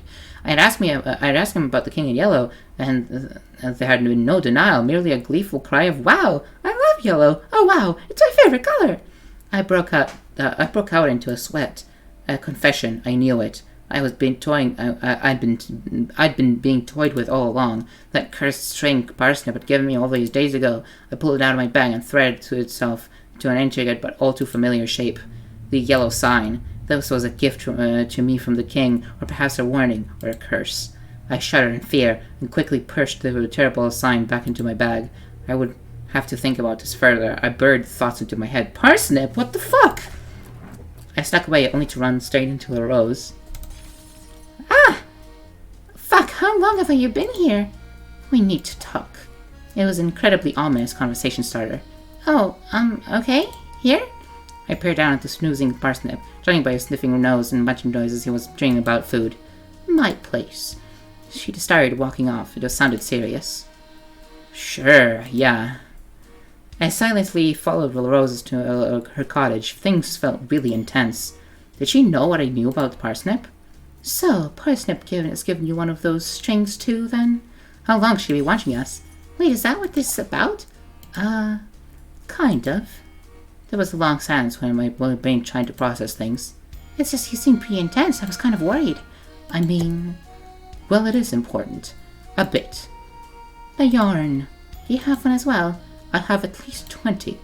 When I woke up this morning, there were 3 poking through my letterbox. I was concerned for her. To receive one of the curse of gifts of the King in Yellow was bad enough. But 20? The Rose seemed to live in blissful anger, so they're too evil at least. I decided it was kinder to let her stay that way. I'm considering using them to tie a makeshift noose. Haha. Wait, was that a joke? Sure. So far, all I've been able to do is hoover them up and burn the bags. Like my student's Parsnip is. Not receptive as criticism. So anyway, I wanted to ask for your help. I really need to get rid of Parsnip. So I was wondering if... Are you trying to get me to kill Parsnip? He's weird, sure, but isn't that a little much, don't you think?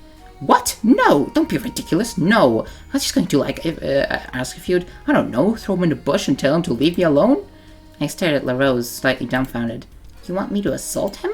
What? I continued to stare at her dumbfounded. Not like badly.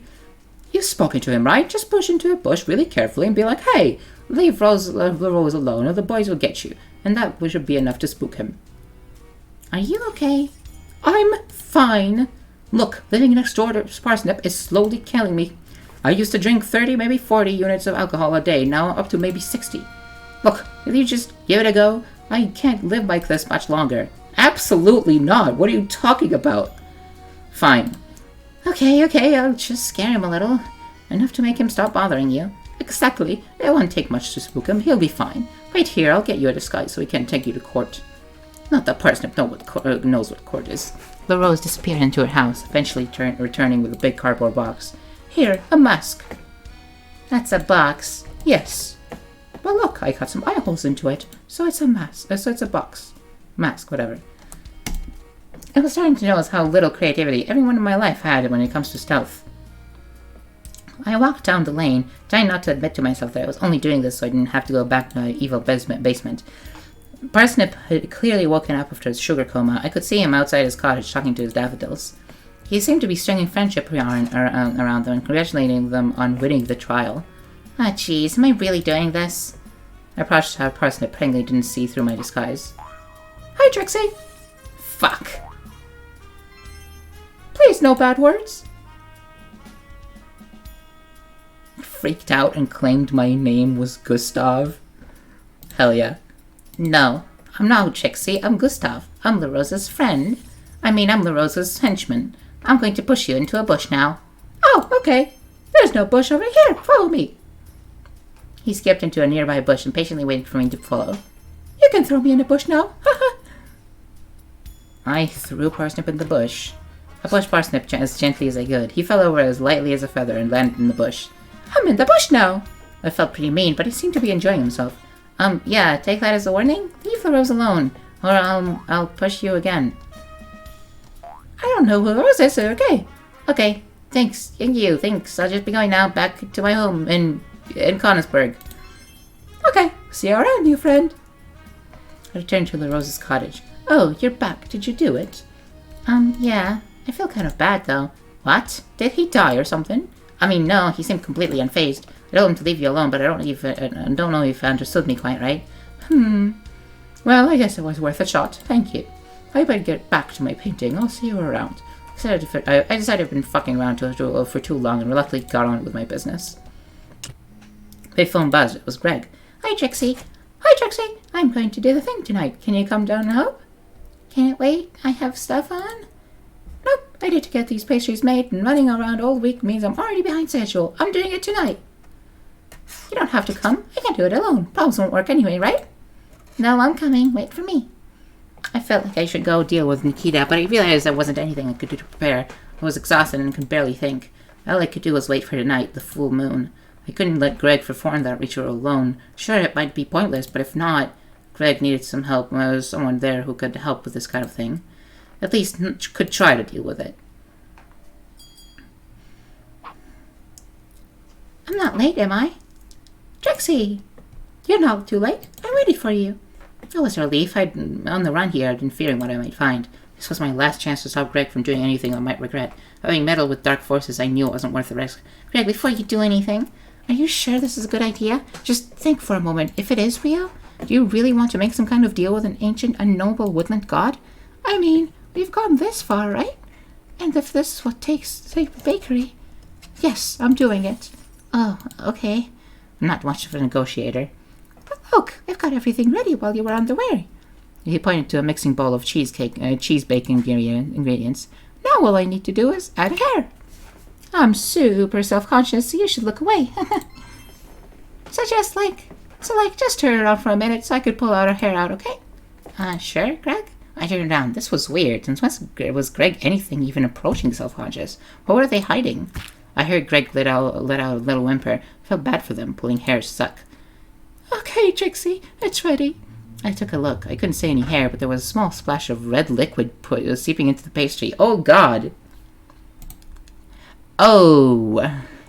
I pretty much can confirm that my suspicions that this ritual wasn't quite as innocent as Greg was letting on. I felt uneasy, but it was too late now. Greg wasn't going to be talked out of this. Greg nervously placed the tray into the oven. I saw the effigy was already inside. We were ready. So, you're sure about this? I mean, it's our last chance to stop, just in case it is, real? I'm sure. I can't let my bakery shut down. I have to take the risk. You can go, Trixie, if you don't want to be here. I really wanted to. Most of me, in fact. But I had to say, whether I was to make sure Greg was safe or to satisfy some kind of terrible curiosity, I still don't know. I'm staying. We started this together and we'll finish it together. I'm pretty sure I just stole that from every movie ever, but that same feeling. Yay! Thank you, Trixie. I briefly worried Greg was going to hug me, but fortunately the excitement of the ritual seemed to keep keeping them distracted. With a trembling hand, Greg reached for the switch and flicked the oven on. I was expecting a whoosh of flame, the sound of chanting, and the opening of a portal, but instead the food just seemed to bake normally, as normally as a bowl of cheese and blood sat next to a wooden skull could bake anyway. That was anticlimactic. We need to let it bake, obviously. Jeez, Trixie, don't you know anything about baking? As we had already clarified a few days ago. No, I didn't. So, we just wait? I guess so. We can talk about something for a bit. Shouldn't take too long, right? He spoke for a while. It must have been a few hours at least. Occasionally Greg would check the oven. Smoke still billowed out of it. But fortunately the bakery's extractor fan seemed to suck it all up. I don't remember anything we talked about. My mind was completely overcome with worry. I feared any second there would be a bang. Some terrible being would explode from the oven with a screech and rend me and Greg to pieces with its claws. It's been 3 hours, Greg. I think maybe it's time to admit this isn't going to work. Put on my best disappointed face. Before Greg could say anything, there was a loud bang. Eek! Ah! Our heads shot around to the oven. Something was knocking at the door from within. Oh, jeez, Greg, this isn't good. Another bang. Well, I mean, we should probably let them out if there's anyone in there. Greg nervously pulled the oven door's handle. It swung open. A strange, cheesy membrane sack tumbled out of the oven and landed on the floor with a disgusting wet thud. It should have been revolting, but I couldn't help but feel hungry when I looked at it. It smelled delicious. Oh, I mean, that isn't quite what I was hoping for. There was a hideous noise as the sack split like wet tissue. Oh my god! That is really scary. A small pastry paw tore through the thin membrane, and from the inside, a delicious-looking, friendly pastry Greg peered out at us with big, empty eyes. I looked at Greg, expecting to see revulsion or fear, but their expression was one of delight. The strange pastry golem blinked at us vacantly. Oh, my baby! Aren't you gorgeous? Let me help you, sweet pea. Greg held out a hand, and the strange being daintily took it and shakily pulled itself up to its feet. This wasn't what you wanted. Greg, this isn't right. You wanted infinite pastries, right? Not a creature. Yeah, no, this is okay. This works. It's still pastry, right? Greg gently took the hand of the creature, lifting it as if to kiss it. Then, without a warning, they took a bite out of it. Alice screamed, half expecting the golem to yep or attack, but it stood there motionless, cocking its head slightly and smiling at Greg with its strange smile. Oh, wow! You really are a tasty one, aren't you? I felt queasy. The golem certainly looked delicious, and yet something about it felt very wrong. Greg lunged for its creature's belly, and clearly I needed more of it. Greg, this doesn't make sense. You're going to sell your clients this thing? Yep. Or no, I think I'll keep them. They can leave with me. I don't want to get rid of them. I watched Greg gorge himself on the flesh of the pastry golem. Cheese and sauce ran down Greg's body as they tore into the abomination. With every bite, the creature would heal. It was an endless supply of pastry. The ritual had worked. Kind of. Trixie, seriously, you should come try this. Greg waved me over without even turning to face me. Something felt wrong. The more I stared at the golem, the more my mind rejected it. Its emotionless face vacantly stared at Greg as they stuffed handfuls of pastry into their mouth, lost in their gluttony. I felt a chill run up my body, and for the first time I noticed a metallic smell. I became acutely aware that it had been present for some time. My mind blanked. I was stood alone in a dark forest clearing. Was this a dream? A vision? I still don't know. In the woods behind me, I could hear the rustling of leaves and an ominous rumbling, as though the very earth shivered in fear. I wanted to call out to Greg, but I felt as though I had been punched in the stomach. I could only let out a pathetic whimper. A feeling of dread had grown into a fist-sized rock in my throat, and my mind was as stormy as the clouds of Hali. Trembling, I turned my head to the side, desperate to keep whatever it was behind me in the corner of my eye. I saw it. A tall, thin shape stood out what must have been 20 meters behind me at the edge of the clearing. The figure appeared armless, and at its highest point was the tangled mess of antlers, and the worst of all was its eyes. 2 small pinpricks of amber light, enough to light its deer-like skull and wide, unblinking eye sockets. The eyes bored into me. The smell of metal turned into the smell of death, and I was sure this terrible thing knew I could see it. I let out a scream and looked away, straight back into the bakery where I could lock eyes with the golem. It was no longer a creature of pastry. Its body was slick and red. It was a creature of meat. I could swear I saw its mouth open to a gummy grin, and yet Greg continued to engorge himself on it, pulling slithers of flesh from the body and forcing them into their mouth. Their usually beautiful fur was stained with blood and bile. Trixie, for real, this is amazing. You should try some.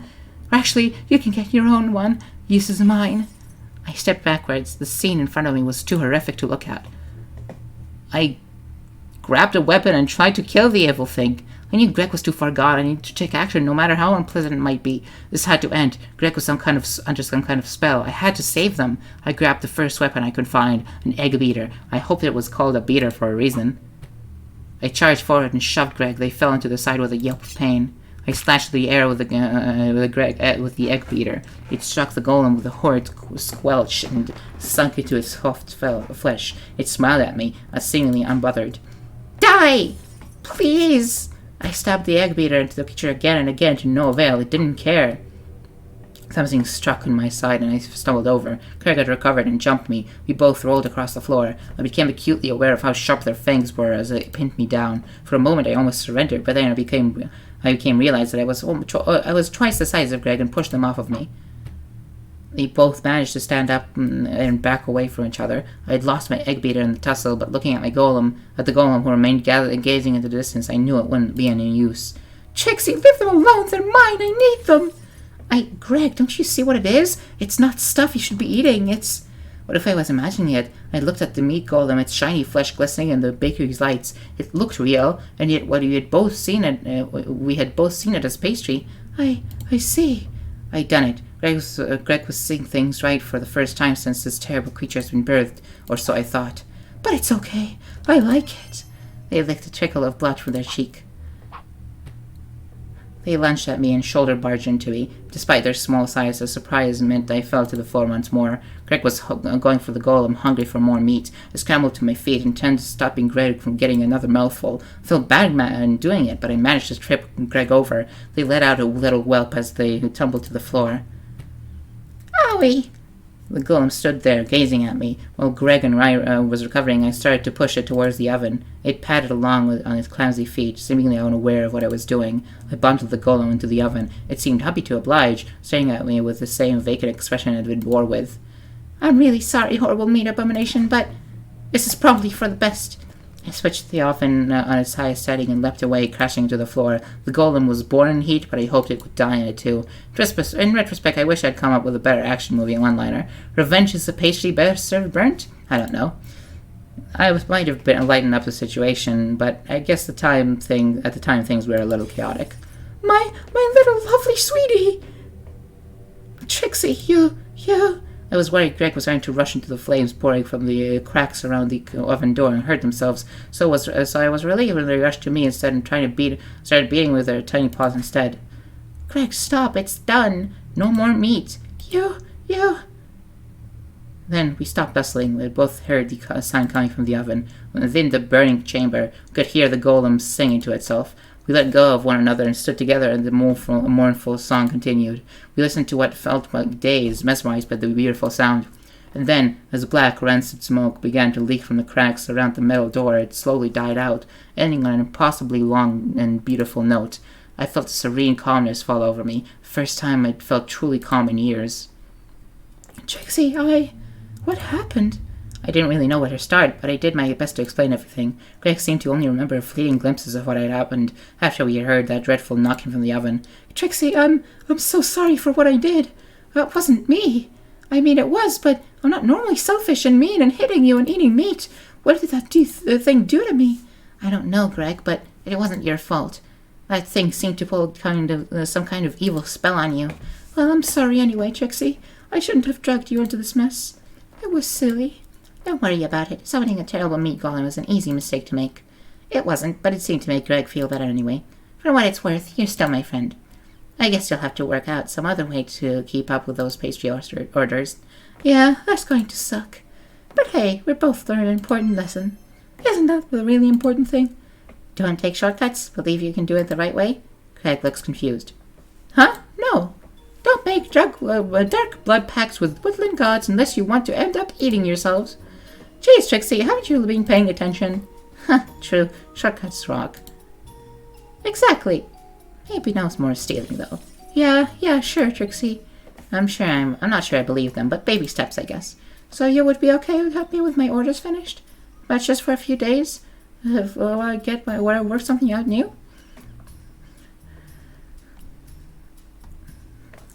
I know you're not super into baking, but you could help, move stuff and clean and serve customers if you want. That way I can concentrate just making sure I get enough stuff made. Sure, Greg, I can help a little.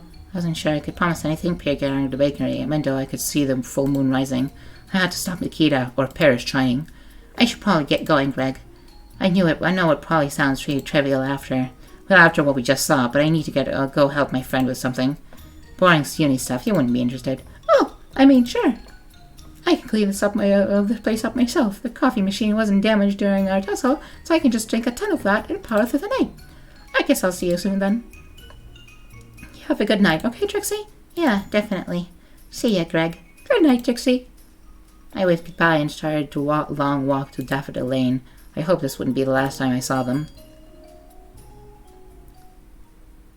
The lane was quiet. It looked like Nikita hadn't opened it yet. Not yet, at least. Okay.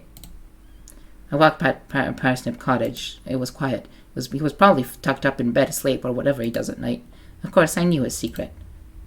Parsnip was a servant of Carcosa, a follower of the King in Yellow. I knew now that I had to destroy him or save us all. To save us all. After, or rather if, I dealt with Nikita, the malevolence of Carcosa had to be exercised from this place to put an end to this all for once and for all. I remember the things I'd brought with me. It might be the only way to end this fight without a fight, which I was pretty sure I'd lose, or with Nikita winning, which I'm pretty sure would end with me dead. Sorry, Nikita, but it's too late. I know you haven't been chosen. I tried to sound at least somewhat sure of it myself. Nikita looked pissed. That's real cute, Trixie. You finally learned to step up for yourself. But surely you realized the smart move was to know your place and be my underling. I think I'm okay with that, actually. I was gifted with something you were not. I held the yellow sign high above my head. Nikita smirked. Really, Trixie? The yellow sign? Look around you. She lifted her arms and spun on the spot. The world is covered in the sign. The king is everywhere. He owns us. She was right. He was everywhere, but I didn't let it dissuade me. And he chose me. And yet his servant gave me this, before you had even read his play. You were never graced with a sign, and you've just found those left for others. Nikita looked almost taken aback. He chose me, Nikita. No, he cursed you with it. Maybe she was right. I certainly wasn't happy to have received the yellow sign, but I could see Nikita was cracking somewhat. Now shut up and tremble in your pathetic little boots as I complete my ritual. Nikita threw her arms into the air. Nothing happened. Gah! Have you thought maybe you're wrong? The ritual isn't working, Nikita. You've been here hours, right? Shut it, Trixie! The King in Yellow chose me as a servant. It was foretold! She lifted the King in Yellow above her head dramatically. The gate will open, and you will pay for your treachery. I'm sorry, Nikita, but I'm not so sure the King chose you. I pulled out my mask. I pulled the mask out of my bag and held it aloft for Nikita to see. You've been betrayed, Nikita. The king chose me. I didn't truly believe it, but that may have been out of fear. Nikita laughed at me. She didn't seem convinced. Then a brief flutter in her expression as her eyes focused on the grim visage. In that moment, I knew she recognized the mask. Oh, great king! This can't be! Smith, how did you? Her face broke into a blend of fear and betrayal. I was lied to! She fell into her knees, tears streamed between her fingers. And are you forgetting, Nikita? It was me who was giving the play. He had begged me to give it to you. Trixie, you were the one he chose. None of his whispers were true. He played me like an instrument. Like Carcosa, I had been shamed, my vanity taken and crushed. Trixie, She broke down in tears. Despite everything I paid her, finish the ritual. Take your place atop the broken throne. But show me mercy, I beg of you. I'm not taking the throne, Nikita. I don't want it. And I think deep down neither do you. Now let's just go back and get some rest. You can pretend this never happened. Obviously that wouldn't happen, but I wanted to keep her calm. It looked like this terrible week was finally coming to a close. But the... She pointed meekly at the mask. I looked down at it. Its ruby eyes seemed to glow. The promise of decadence and power beyond the white gate. Inlaid symbols speaking unknowing secrets into my mind. For a moment I considered that maybe this surely was my destiny. Was the mask always meant to fall into my hands? I shook my head. This wasn't a path I was willing to take. I wanted nothing to do with Carcosa and the false promises of the King in Yellow. We can destroy it. The play, too. It's all evil, Nikita. Just look at what it's done to us. Let's get back to Uni, okay? Uni. Yes. Okay, Trixie. I slept well that night. He and Nikita intend to burn the King in Yellow as soon as they finish writing the statement. I suggested torching the play. I was worried she might snap back into her mania and try to stop me, but she had nothing to say. It was like being outsmarted had totally crushed any desire Nikita had to keep up her mad charade. I'm pretty sure she'll be back to her old self once the election comes along, for better or for worse. She seemed to have developed some small amount of modesty, and I swear I could see a hint of respect for me in her eyes, which I'm not entirely sure I like. It's uncanny. I managed to keep Nikita distracted with her election work. I told her not to write my report. I wanted to do it myself, hence why I'd appreciate some more time to finish it. I never dealt with Parsnip. I just wanted to get Nikita back to uni and get some rest. I don't intend to return to Daffodil Lane, and I can only hope the King in Yellow's influence of that strange rabbit will end along with the play. I've been swanning off worried messages from Greg for the last 2 days. I think they know something is up, but as soon as I submit this form, I'm going to meet up with them. I shall not speak of them to them with this King in Yellow. That's a secret between me, Nikita, and you. I need to talk to them properly about that stuff with the golem, the horrible antler tree. We both have to come to terms with the fact that the dark secrets of North Acres are not only true, but also far more horrible than anyone imagined, and that their terrible god now knows me and Greg as foes. The fear I feel at the thought of its retribution is matched only when recalling that night with Nikita and the King in Yellow. Despite everything, I have to admit there is still temptation to open it, to finish reading the King in Yellow. Great, I'm done. I just need to take this down to the office and I can start work. Trixie, show me your statement immediately. I just realized I'm relying on you not to get me expelled with whatever you wrote on this thing. Jeez, Nikita, how did you get here? The door, Trixie. Wait, what is this? Why are your walls covered in writing? Oh, I hadn't noticed that. Excuse me, but what the fuck? Whatever, Trixie, either you've lost the plot or this is one of those maymays where you like that I just don't get. Incredible. Also, the word limit on the form is like 300. Look, Trixie, I respect that you've actually put some effort into something for once in your life, but as well as being written on the walls, this is way too long. What a waste of time. You can clean it up and I'll write you a less shit statement. Once that will actually get read, one that will actually get read and not get us arrested in the process, because no way have you held back from taking shit and talking shit about me. I'll just say you had trouble working this week because your albinism made working during the heat wave difficult. There, saved you 50,000 words. Oh, okay, Nikita. Time to get to work. Just as soon as I finish reading all the new Cyber Darklia reboot theories online. Alright. Is that it? That is it. Okay. That was a much more of a true ending vibe to it than the other endings we've gotten so far. So I'm very happy with this. The only thing I'm wondering is if the only thing I have left to check is what was it? I wanted to check if I wanted to check if I read the book that gave me information about the mask while doing the Heidi route, whether that changes the route. Blah blah blah blah blah. Yep. Parsnip garbage.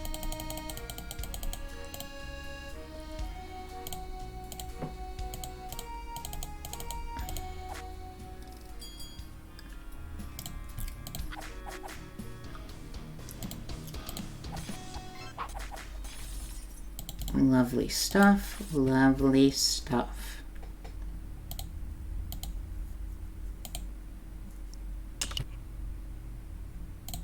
Something out of Greg's bakery, decaying moldy, finished pastry and tray streaked like a trickle of red liquid. Greg looked at it and then at me with wide, scared eyes. Blood began to leak out of Greg's mouth. I screamed in silence as it flooded from the room and drowned us. A bright light pierced the congealed blood in the bakery, melted away into something new. So yeah, I guess changing the story, like previous playthroughs, do make a difference in new playthroughs. That's cool. That's cool.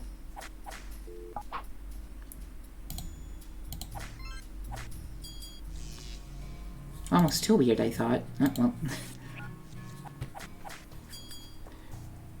Read it. Agree to help Heidi. Grab the book.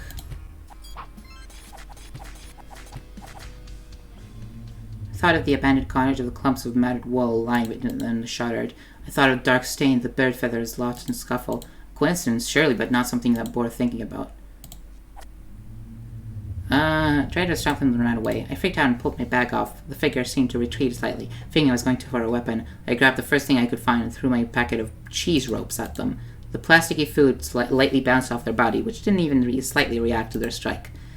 I turned around and fled, figure following me with loud stumps of its strange, hard, hoof-like feet. Lovely stuff, lovely stuff. Okay.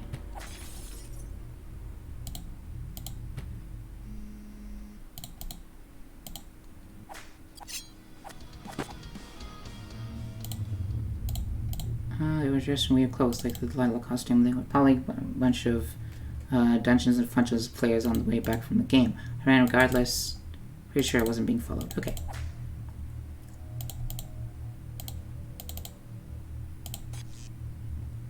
Wonderful stuff. So, I want to read the Wilhelm notes. Yeah, I thought of Heidi's mask. I would need to see it in person again to be sure, but the description was certainly familiar. I checked the clock. There were about 3 hours. Okay. 3 hours. Let's read this one.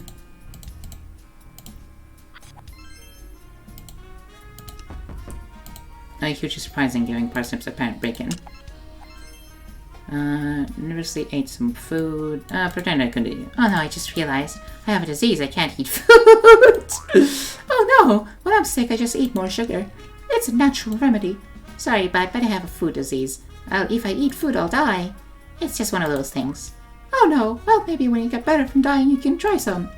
Parsnip was more dense than I realized. I keep that in mind, Parsnip. Maybe I'll have some in the future.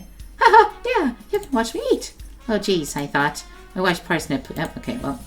Something twigged at me and I recalled that thesis I had read. The rabbit's strange mannerism, or, yep.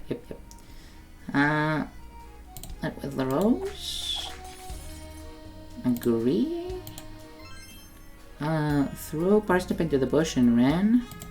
I was about to throw Parsnip into the nearby bush when I realized there were no nearby. Panicked, I realized I pushed Parsnip over really gently. He fell over as lightly as a feather. Leave La Rose alone? I don't know who that is, but okay.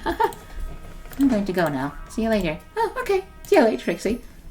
I shuffled away awkwardly without turning away. Parsnip was just staring at me the whole time, grinning his usual grin. Eventually, I shuffled far enough to reach Rose's cottage.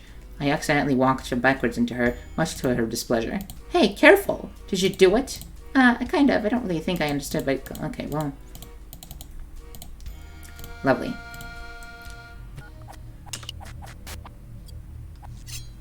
Hey, Heidi? I know it's a big ask from all my fucks-ups. Do you think I could maybe have the mask?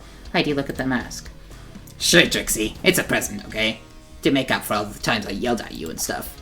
You could wear it for your graduation and totally prank everyone. We fixed up the shop for a while. It was a real mess. Parsnip was corrupted, a puppet of the King in Yellow. He lived to stop Nikita. I could save him. Mask could come to me directly, but that didn't make it any less my right, even if I didn't want it. I'm curious if there's a way to get the mask with Belle as well. The very next morning, me and Nikita burnt the King in Yellow behind the bag shed. Oh! I was worried she might snap back into a mania and try to stop me, but she had nothing to say. After I played a funeral pyre, I convinced Nikita to go do some of her election work. I told her not to write my report. I've been swatting off word calls from Heidi for the last 2 days. I think she knows something is up, but as soon as this is for, I'm going to meet up with her. I should not speak to her of the King in Yellow. That's a secret between me, Nikita, and you. I still need to talk to her about our experience with the matted figure. I have so many questions about that night, about the matted figure, about sheep, and our words about Forgotten Pass. When I remembered the knowing, plotting smirk that cruel figure gave us before it left the shop, my heart fills with a dread matched only by one thing. What I read inside the King in Yellow. Great, I'm done. I just need to take this down to the office and I can start work. Trixie, show me your statement immediately. I just feel some relying on you, blah, blah, blah. The door, Trixie, and I'll hand it over. It's actually in all these papers. Actually 200 papers. Excuse me, but what the fuck? Whatever, Trixie, I'll skim read it. You've admitted to cheating last term, as well as like 5 crimes in this. And how come you keep prescribing yourself a subby whenever I'm shouting at you in it? You're a real weirdo, Smith. Besides, the word limit on that form is like 300. This... Look, Trixie, I respect that you've actually put... Yep.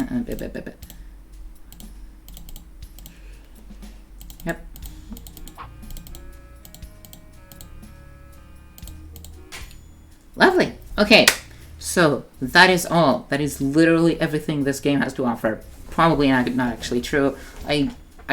There's almost definitely... Listen, if there's a Heidi route and there's a Greg route that allow you to get the true ending, I'm sure that there's a Belle route as well, which I haven't gotten, but it's not a huge deal, I don't think. Listen. The point is... What am I saying? The point is, this was a wonderful game, and I hope you enjoyed it. I know I enjoyed it. I'm sorry I haven't been doing Lesbian Lednesdays a lot lately, but here you go, return to form. And next week, we might actually play the sequel to this game. No promises, but it's definitely possible. So, I hope you all enjoyed it. Thank you very much for watching. I certainly enjoyed it. And I see you all next time. Bye-bye, love you. Good night. Bye.